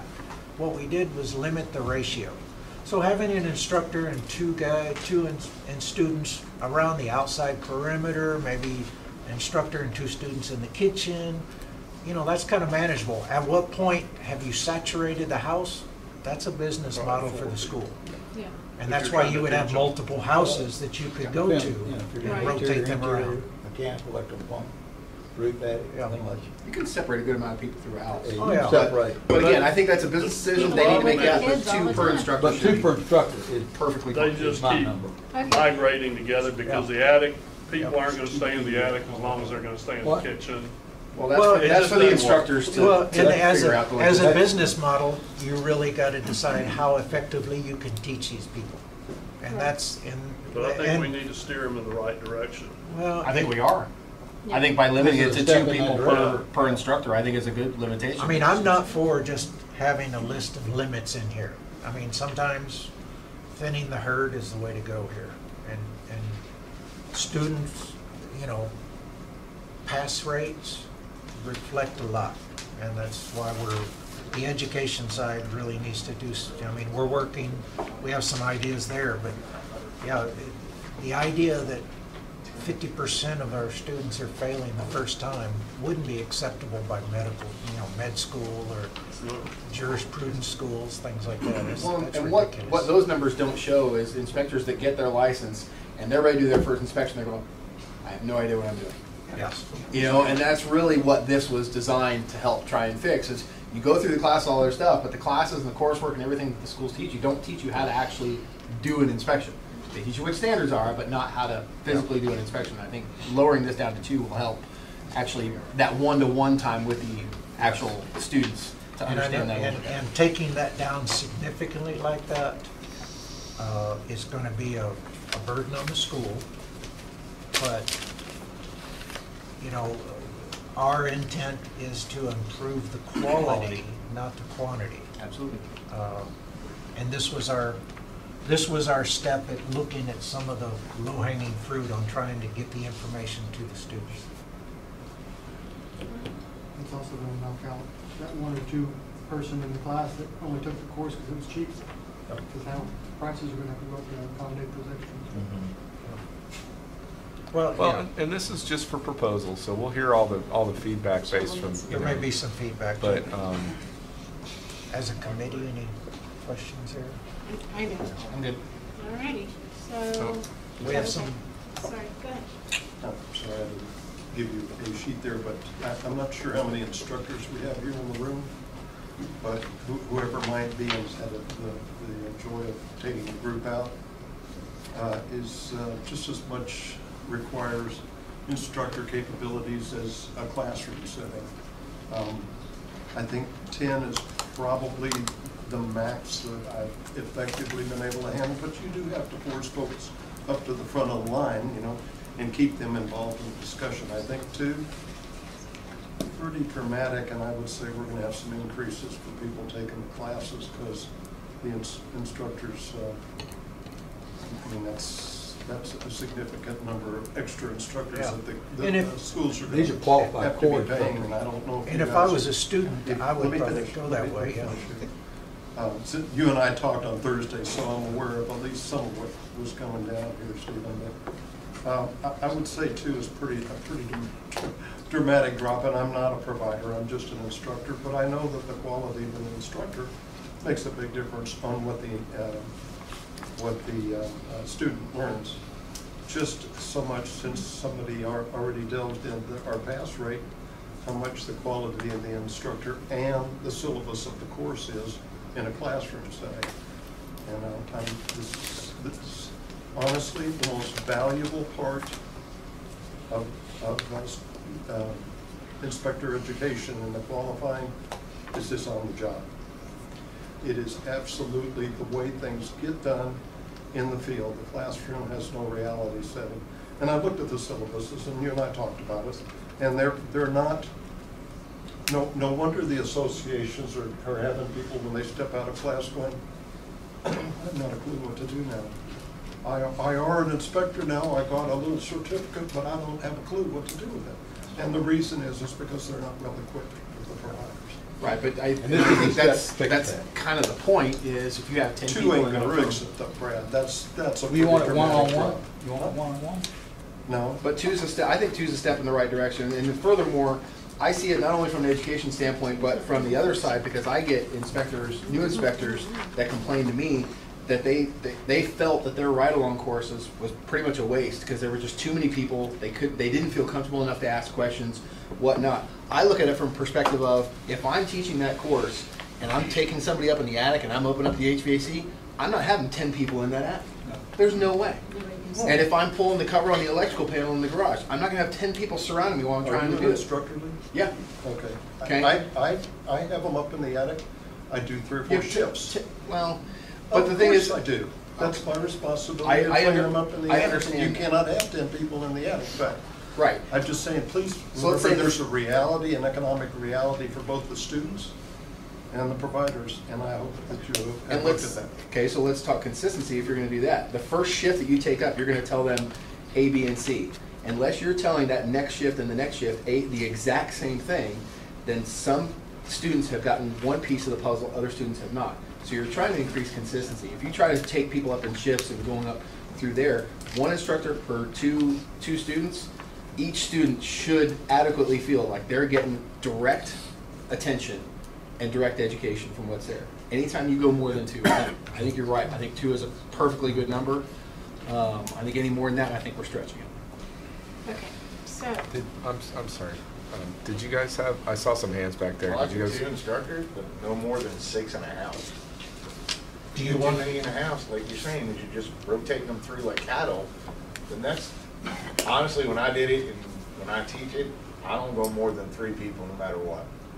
Let's say you have an instructor that has a house that's 5,000 square feet, and they're using that as their means to teach people. Show me that house.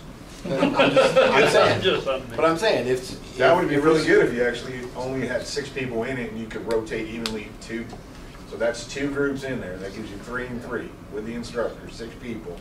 That's a full day of actually learning. Yeah. At a 5,000 For the students, yeah. So are you Two per instructor, asking for like maximum more 6. restrictions for the Maximum providers? 6 Per house? per house.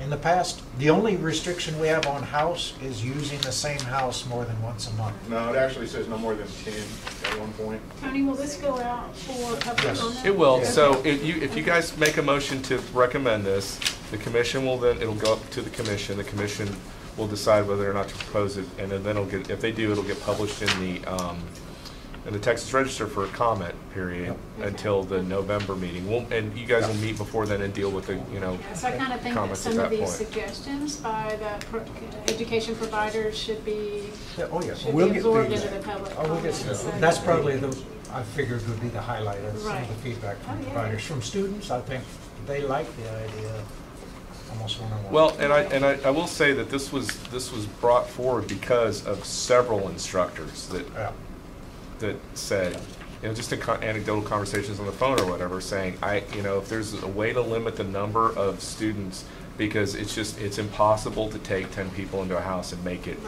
irrational. So that's where this came from. So the It's just next, feedback. the next section is 218, continuing ed.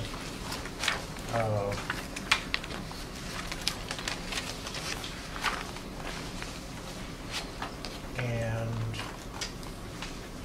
okay, where we struck the ride-along. We just made a reference to the Reference. qualifying Yeah. education rules. So instead of qualifying referencing continuing ed references qualifying. Right. And the other change, which we kind of, I know a few sessions ago, we took out all the other possibilities for continuing ed credit, other than CREC-provided training. And there's been some discussion about accepting relative continuing ed training from other Texas licensures. And it sounds reasonable, rather than, you know, excluding people that have WDI or, you know, the sewage, things that are directly associated with the home inspection, and it is a license, not a certificate. It's actually a license to provide, to do a service, is looking at some of those. And we looked at plumbers. There may be a few home inspectors that are plumbers, electricians, architects, professional engineers. Those two were always in there. AC, refrigeration technicians, WDI. So if they were licensed during that time, that renewal period, and they can provide continuing education that was mandatory for that license, and they can demonstrate proof, and it'd be easy to photocopy of the license, that those continuing education hours would be acceptable as part of the 32 hours we have. So that would be up to the education. Well, you still put in, like the very last thing there, we have a form for continuing education credit. So if I were using my plumbing inspector continuing education credit, I could fill out that form, picture my license, certificate of the continuing ed, and that credit could be part of my continuing ed for my renewal, one of the categories of that. And yet my IRC. That's a certificate. That's different. And so we're trying to limit, because from ICC there's no control. Right, I get it. But if it's an actual license with mandatory continuing ed, those are scrutinized a lot more by the state agencies. Yeah, I think that would be easy to, would it be? That would be easy to approve? With those parameters in place, we can make that happen. I mean, you have an application that kind of details what it is you're asking for, and you have a certificate from that state agency or the provider for that state agency, and you have a license. And there weren't very many. I mean, we're looking at plumbing, electrician, HVAC, WDI, and you hold an occupational license by that government body in Texas, and it's approved by them. Successful completion, that's a certificate. I don't know of any of them that don't give a certificate. I mean, a lot of them now directly post, but they still have a certificate available they give to you. Right, so that should be an easy one for us. So there was a suggestion to put that in. I know it wasn't used a whole lot before, but there are some inspectors that have lots of them, and they have to do lots of continuing ed. Well, if you're an engineer, I mean, you would like to see that some of your Well, engineering. and there's going to be a limit. I mean, you could be, like we had in the discussion, an engineer, and he had a class on bridges. Well, that's not Yeah. applicable. So in the application, there is some scrutiny that's allowed, Right. that it has to be applicable to home inspection. Well, that sounds like a good. Any comments from the committee? Stephen, did you look at anything outside of the state of Texas agencies? No. So, Well, we discussed it, how but are then. we treating ICC and PTI and so forth? We Yeah. don't count them. Because We already know, because those are certifications. Was there a rationale why not? Well, because of the lack of control. Having done all those things, I did lots of ICC, I got 25 or 30 of them, and I've got lots of other things. Because some of the other states don't have the same standards. We talked about Arkansas or one of the adjoining states. For our border inspectors, continuing ed for their home inspector license in that state was something we looked at. But then if that state accepts ICC, which we don't, we didn't want that, tied into it, where we didn't want to say, we'll accept whatever Arkansas accepts, but Arkansas is accepting things that we don't accept, that we already said we didn't like. So we kind of excluded that and stayed with Texas. And Well- it was such a small group of people anyway. It's like 3 people or something. Well, and some of it was because they didn't know. Right. And I think putting this information out, because we have a lot of people that are dual license, the WDI stuff, the septic stuff, those are very applicable to a home inspection. You still have in subsection E the opportunity to get continuing education credit for courses taken outside of Texas if you meet the standards in that subsection. So there's. And that's been in the rule. Yeah, kind of like the little caveat, you can always request, for evaluations. Right, right. So if people have licenses in several states, that section. that she They may, talked they may about have meets a that. WDI or whatever they have in Louisiana. Right. I mean, they do have wood destroying insects. The goal was to give the education department more discretion on whether to approve the courses. Well, That's to really make what it, amounted to give the inspectors the ability to use some of those extra hours that they're required to do, but to keep it simple for the staff where they're not calling around and trying to evaluate, is this a real class? Yes, it's trying to simplify it from the logistics side of it. So that was what we came up with. Okay. Staff came up and Just a couple kinda- of minor we tweaked edits. it a little bit and it looked pretty good. In H1, we don't need request, and then there's a missing semicolon in D after professional engineer. There's a reason I collect English, because I didn't want to sit in class. I'm not real good at English. One, request, we don't need. I'll do math all day long. Just let me. I need numbers, After yeah. professional Numbers are good. engineer in D, Spelling, my wife was a we need a walking semicolon. dictionary. Yeah, it's what spell checks for. Yep. And then So- one question, Yes. we had, in listing the variety of occupational licenses. Yes. Is that a wood destroying insect inspector? I don't know, what do they call it? No, it should say a pest control license, because you're automatically gonna be a wood control. There's no license for a wood destroying insect inspector in particular. There's a category. You have to be As a licensed in category. termite category. Yeah. Uh, Commercial applicator's license. You So have- who Technicians has- could do them as well, Yeah. as certified applicators. So we can tweak the name of it. That was our Commercial intent. applicator's license. What do you call it? Commercial applicator's license. Now, What we- what about the technicians that are doing the classes? Yeah. It's a commercial applicator or technician. You have to be an applicator. Pest control operator with the termite category.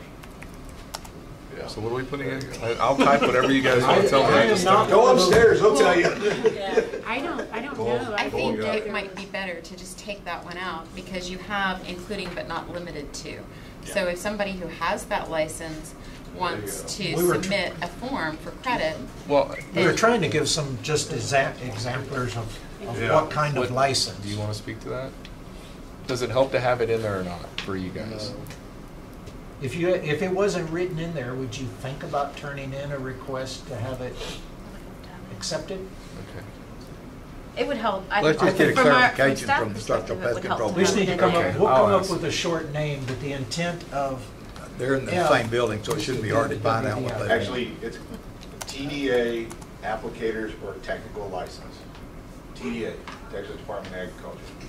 TDA applicator or tech license. But it's got to be in the termite category. Right.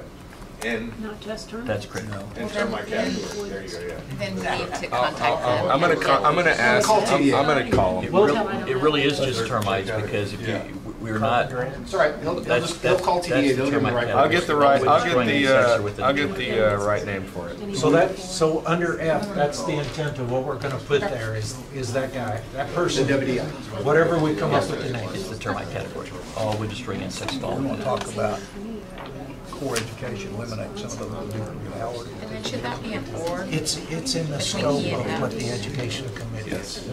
Yeah, that I makes can, sense. I can go over when we talk about in the agenda. Give them an overview of your thoughts. Yeah. That's, yeah, I got it. Yeah. We've eliminated 30 Okay. or 32. There's a bunch of All right, so, I'm sorry, I didn't, it's just, I No, just, it's okay. if, So that kind of goes over this whole proposal, which is number 10. yes, sir. And those are the recommendations from the subcommittee to the full committee. So the Up to full you guys. committee, our duty here is to determine whether we want to send this on to You want- public send it to the commission Come for to them to commission. propose it, Right. or if you have any changes or anything based on what the discussion was. But if not, then, or to just say no. My recommendation is to send it. So you need a motion. Do I need a motion, yes. I'll make a motion. Do we want to wait for That Lee was to get modified. No. Coming from the Second. subcommittee, does it need Well, what if he has a more? motion and a second? Yes, it Yes. does. Doesn't make any difference. It Very does. good. We have a motion, you need to make a second. Second. The motion was to send this on to the Yes. commission. With, as amended here. As amended. Few As tweaks. presented. Yeah, as presented. And we have a second. Who is the second? Lee. Oh, okay. I thought- I was the first second. He was the second. Oh, you did, oh, you did. Yes, sir. Okay, so all in favor? Aye. And anybody against? Aye. Thank you, Barbara. Good job, guys. All righty, so the motion is passed. Now, we are on to agenda item 11, discussion and possible action to allow inspectors to remove or replace the agency logo on the inspection report form. And Tony, you brought this up. It was brought to my attention by an inspector that the Trek logo, as the report has been branded with, has caused some issues with inspectors who replace that with The seal. this. The Well, no, current Trek. the current, see how it's branded up there with the Trek logo? Yeah, but I'm seeing the seal, the Well, Trek seal on some of them. I haven't seen that, but it could be the seal, but that the people, inspectors are using their own logo there because they've been used to using it before this was actually branded that way. Because this report hasn't always had that on there. Right. So because I think it's 535-223 gives us specifics what you can and can't do to the inspection report form. The question was, since this isn't technically listed in there, is it a violation to do that? So I'm bringing it to your attention to see if there's anything you guys wanted to do to act on that suggestion. I'd just soon let people remove that logo. Yeah. I mean, I don't, just let it be there, because I don't want to have to completely change the form, because Trek goes through a rebranding process again. Now we have a new logo, so we have to change the entire form. Now we got a whole another 7.6 or whatnot. That has the appearance that we're actually with Right. Trek. Right. Not I see that. licensed by, but employed by. Right. That Well, is- the- is a the- name We for it. can't use it on our The marketing contract or forms have it as advertising. well. Yeah. I mean, the contract forms that I believe that agents use are branded this way as well. It's a Trek form. It's a Trek form. That's the reason it's Right. branded that It's way. branded because Trek is the agency that is promulgating the forms. It's just like Right. all of the Trek real estate contracts.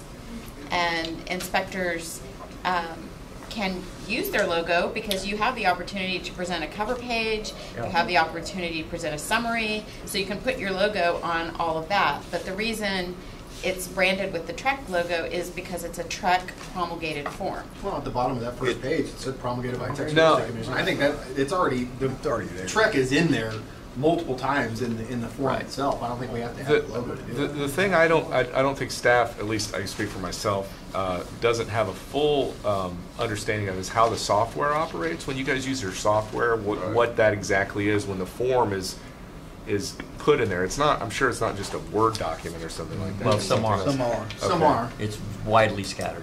Okay.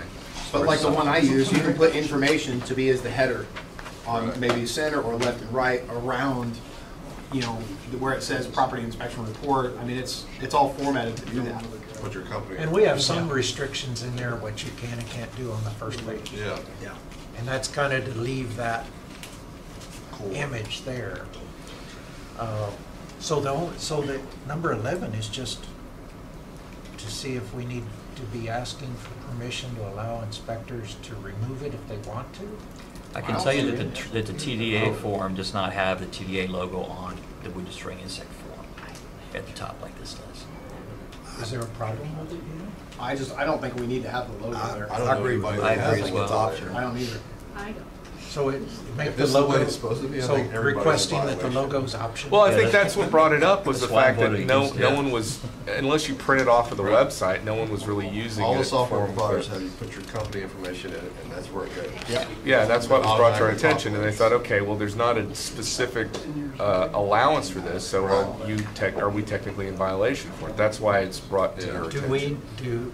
From staff's point of view, would we need to make a modification to the report form section to allow that to be removed without I mean, does it If matter? if we're gonna leave the branding on the form, then there would need to be something, a recommendation from the committee to allow inspectors to remove or replace that with something else. So, Well, it'd have to be a change to the rule. Right, And so it would have to be 223. approved by the commission. Right. so there's never been an advisory letter sent saying that the truck logo is missing from this form. There'd be a lot of them. No, because Not a high priority, right? yeah, and because it was it was branded, and when we started branding all of our other forms, so that's it came up because of that, and Noticed again, the logo missing on reports? Well, he said he didn't. It varies, but it's, I can tell you from an enforcement point of view, it's not a high priority of ours. I would think not. If you're not I'm ever just going to wondering if it's address worth it, I it. don't know if. Well, I think the reason it was brought up is because it's a gray area that needs to be resolved. It's a matter of We need to clarifying clarify. it in the rule. So I believe that the committee has overall understanding that we shouldn't have the necessarily the Trek logo on there. We should have the inspector's ability to put their own logo on there. I think So that's if we just had a one-liner in the 223 that says the logo on page 1 is optional? Well, that's for them. when we did 7.5, it wasn't, 7.5, it wasn't on there anyway, so technically we'd have to update it. So it's not on 7.5, it's just on our copy that we provide. Because on the original website. 7.5, that logo wasn't there. Correct, that came after. So this would never be something we would enforce it would take to a hearing right now. Right. It could be going forward when we So the adopt a only- new form. So the only place we see it is if we go to Trek's website and download a standard new form. one now. And it was added to every form when the branding happened, I guess about a year ago, but it was added to every form. Across the pretty much we commission. have. Correct. So we, Yeah, I guess that's right. He's right, Trek is out of compliance. So basically, we need something to modify the rule that states if that's what we want to do, that the logo is actually optional. right. Didn't you just do Just to this clarify at what we're 7.6? talking about. No. No one's Yes. No, we wouldn't change the form, it would be in the 535-223. so I pulled up 535-223, which is the inspection form rule, and it would be Right in there? under 3. Okay. You can put something in So there, let's- just saying. So we could put, what are we down to? Are we out of Make it alphabet optional. yet? Oh, no, we always got more alphabet. I'm of the opinion we should just make it optional if they want to use it or not use it. I mean, put a line in there that says the logo that's depicted on the website form is optional. Well, you just say may remove logo from Good to see you. the standard inspection form. To use is optional. We're specifically Well, not saying that we can add it our tells own you, logo. the beginning of that, the beginning of that Company sentence says information modifications that doesn't they can exist. make. So we would need to be able to add that, something that says not only can we replace that logo with our own company logo. I mean, I think if you're going to clarify it, you might as well go the whole hog. Right, because I have my logo, and on the right, I have my contact information at the top. So I just want to make sure that if we're going to cover this, I we're I able don't to think say- that's a bad approach if you're going to do that. That's just my opinion. If you're going to make it, if you're going to make a change to the rule to allow to switch out the logo, then you should make it clear that you can put your own. That way, there's not a question later on about, okay, well, it says you can, it's optional, but it doesn't say I can actually put something up here now. So But it's allowed us Anything to add, above it's allowed us to clear. add headers and footers. what's that? It's allowed us to add headers and footers to the form. About the first And within that header, we're allowed to add information, Right. which we put our logo and our company information. We've already covered it to a small extent. Just need to It just- clarify But the that. first page does have restrictions. Well, this is the first It said page. This is the add first page. footers to each page. It doesn't say header. Except, doesn't it say except for one of them? And may add headers to Except each the page first of the page. report. Except for the first And may page. add headers. So F already says you can add the header, so that shouldn't be an issue. It says, Well, as long as you add it above The inspection report. Right. the, Except for the first the page. logo and No, the, Well, The but the heading. logo wasn't there. And I'm of the opinion it doesn't need to be there, and so I would make a motion. I'm just saying the we logo is there for now. So you can add a header above this line, above the logo and the name of the report to put your own logo and your contact information. So without just being over the top here, but how is it that we have modified the form to include the logo, but that didn't go through this committee? It was done. It the was whole done- Done unilaterally. You- Right, but it if was- we're changing the form, It was which done is by what the we're doing. commission for all truck promulgated forms. let's just ask the commissioners to let us drop it off. I agree. Yes. Let's just call make a- that. Somebody make a motion to. How do you I'll want make such a motion. How do you, I second. what's the wording you We want? need the That's motion. discussion. Delete the Trek logo from the form. Yeah. I want to keep it. If you want to put it on there, No, yours. I guess the Okay, motion so, the language might be, an inspector may make the following changes to the standard form, and then you could add a subsection wherever. P or whatever. I think we're in P. the M or something. To remove the Trek logo or substitute the inspector's logo in place of the Trek logo. You like that, Ray? Perfect. That suits me. I agree. Okay. Let's just do that. So that's I- your motion. That's my motion. Do we need, do you, let me ask you this, does the committee need to see that in writing before we present it to the commission? I would like to. Okay.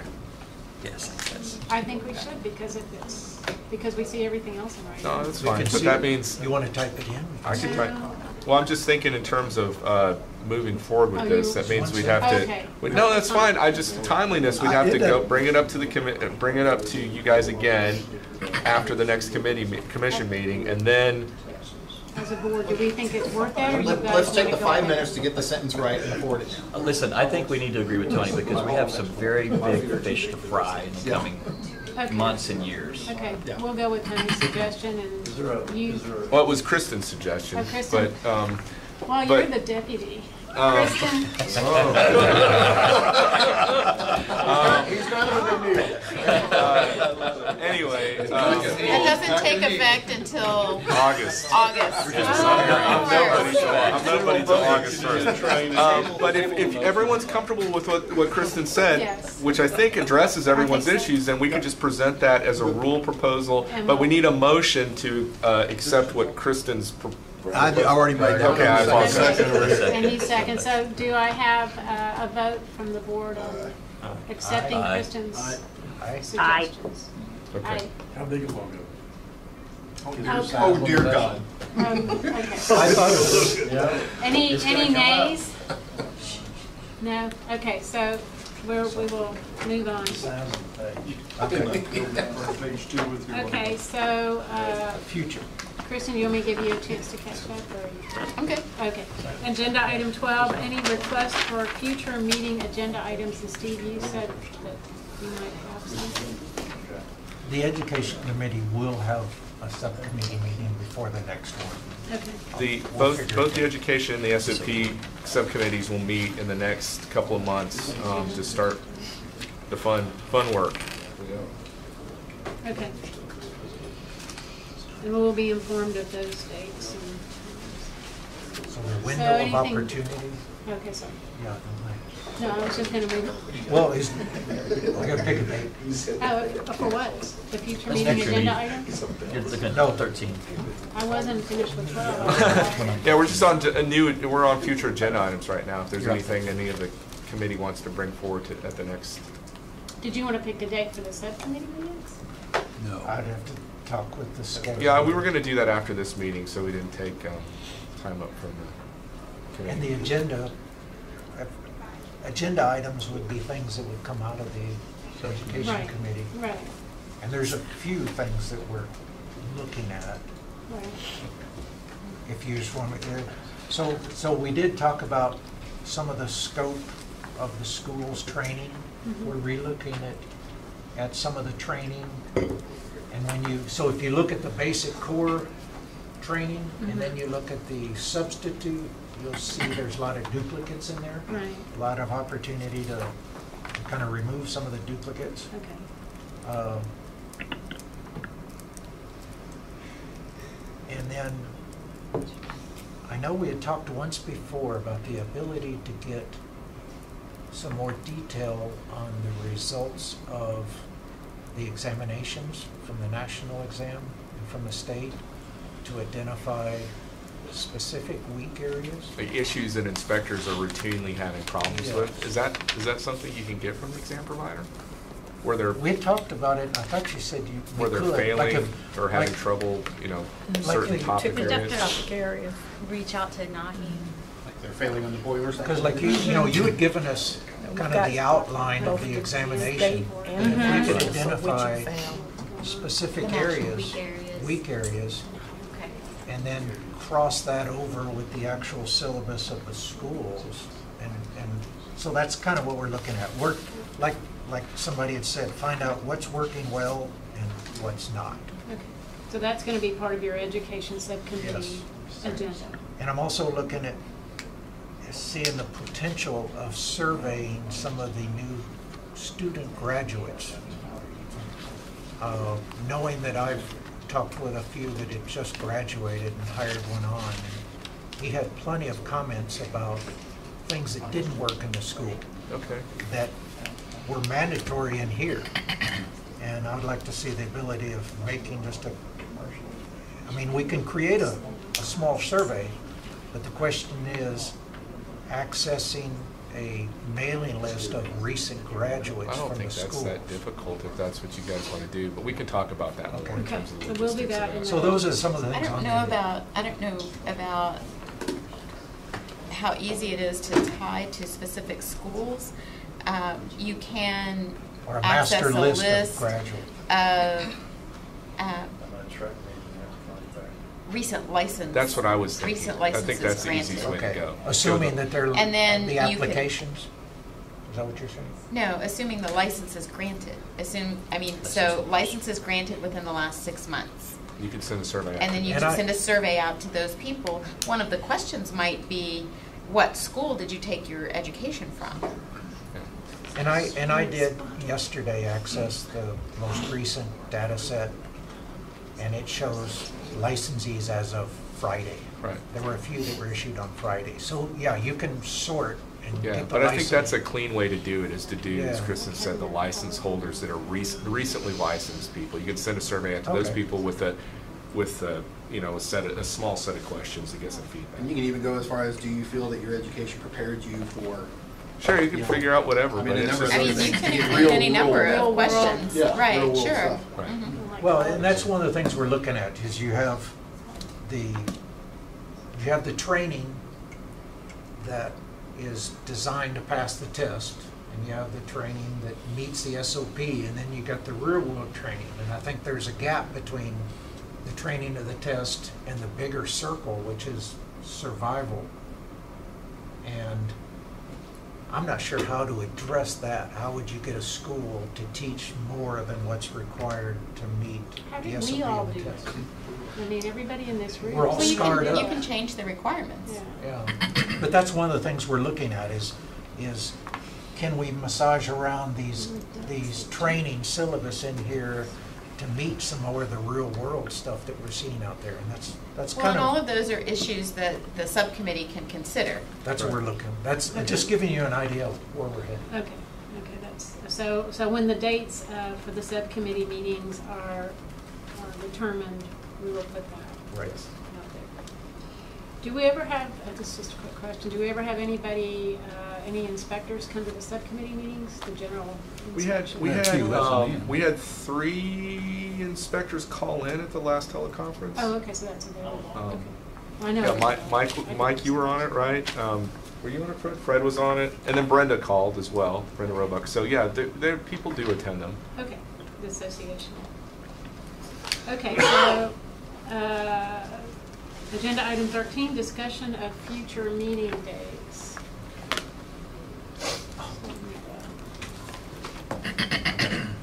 Figured it out. So this is July, right? Yes, this is July. And when is the next commission meeting, Tony? August 13th. August 13th, August 13th. Monday. Is it a Friday? It's Monday. a Monday. So this is our third quarter meeting we're having Yeah. today, so we're looking at fourth quarter. That's less than 30 days Which now. is what, November, right? Yeah, usually we have a meeting in October. Yeah. The inspector committee has a meeting in October. Prior to the fourth quarter commission. Correct. Yep. And to deal with any comments on rules or anything of that nature.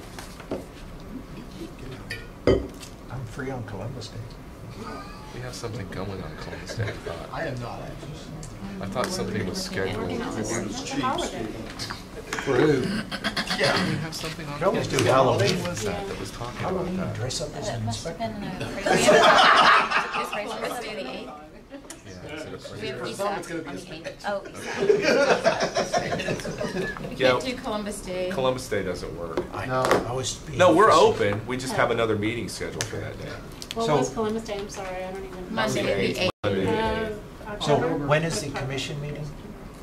The commission meeting would be in November and most likely the November 12th. What about the 15th? November 12th. So first half of October gives you plenty of working time. Oh, yeah. That What should about be. October 15th?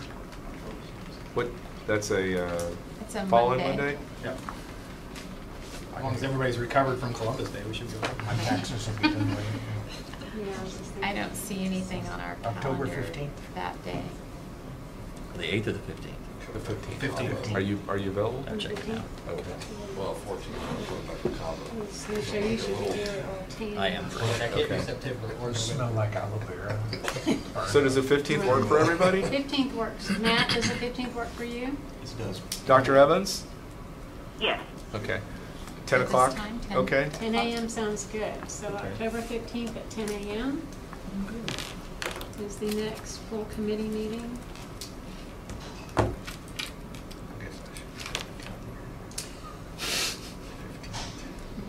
And Tony, I guess I didn't understand when Mr. Olmixon was saying that this has to do with your new title.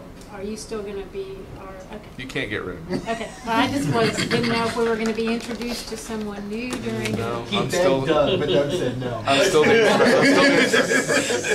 It's like anything but the. I don't know if I want to go on record saying this, but I like you guys. I enjoy working with this committee. So. Okay. Most of the time. Most of the time. And, Except Brad. okay, so, it's noon, and we will adjourn the meeting. All right.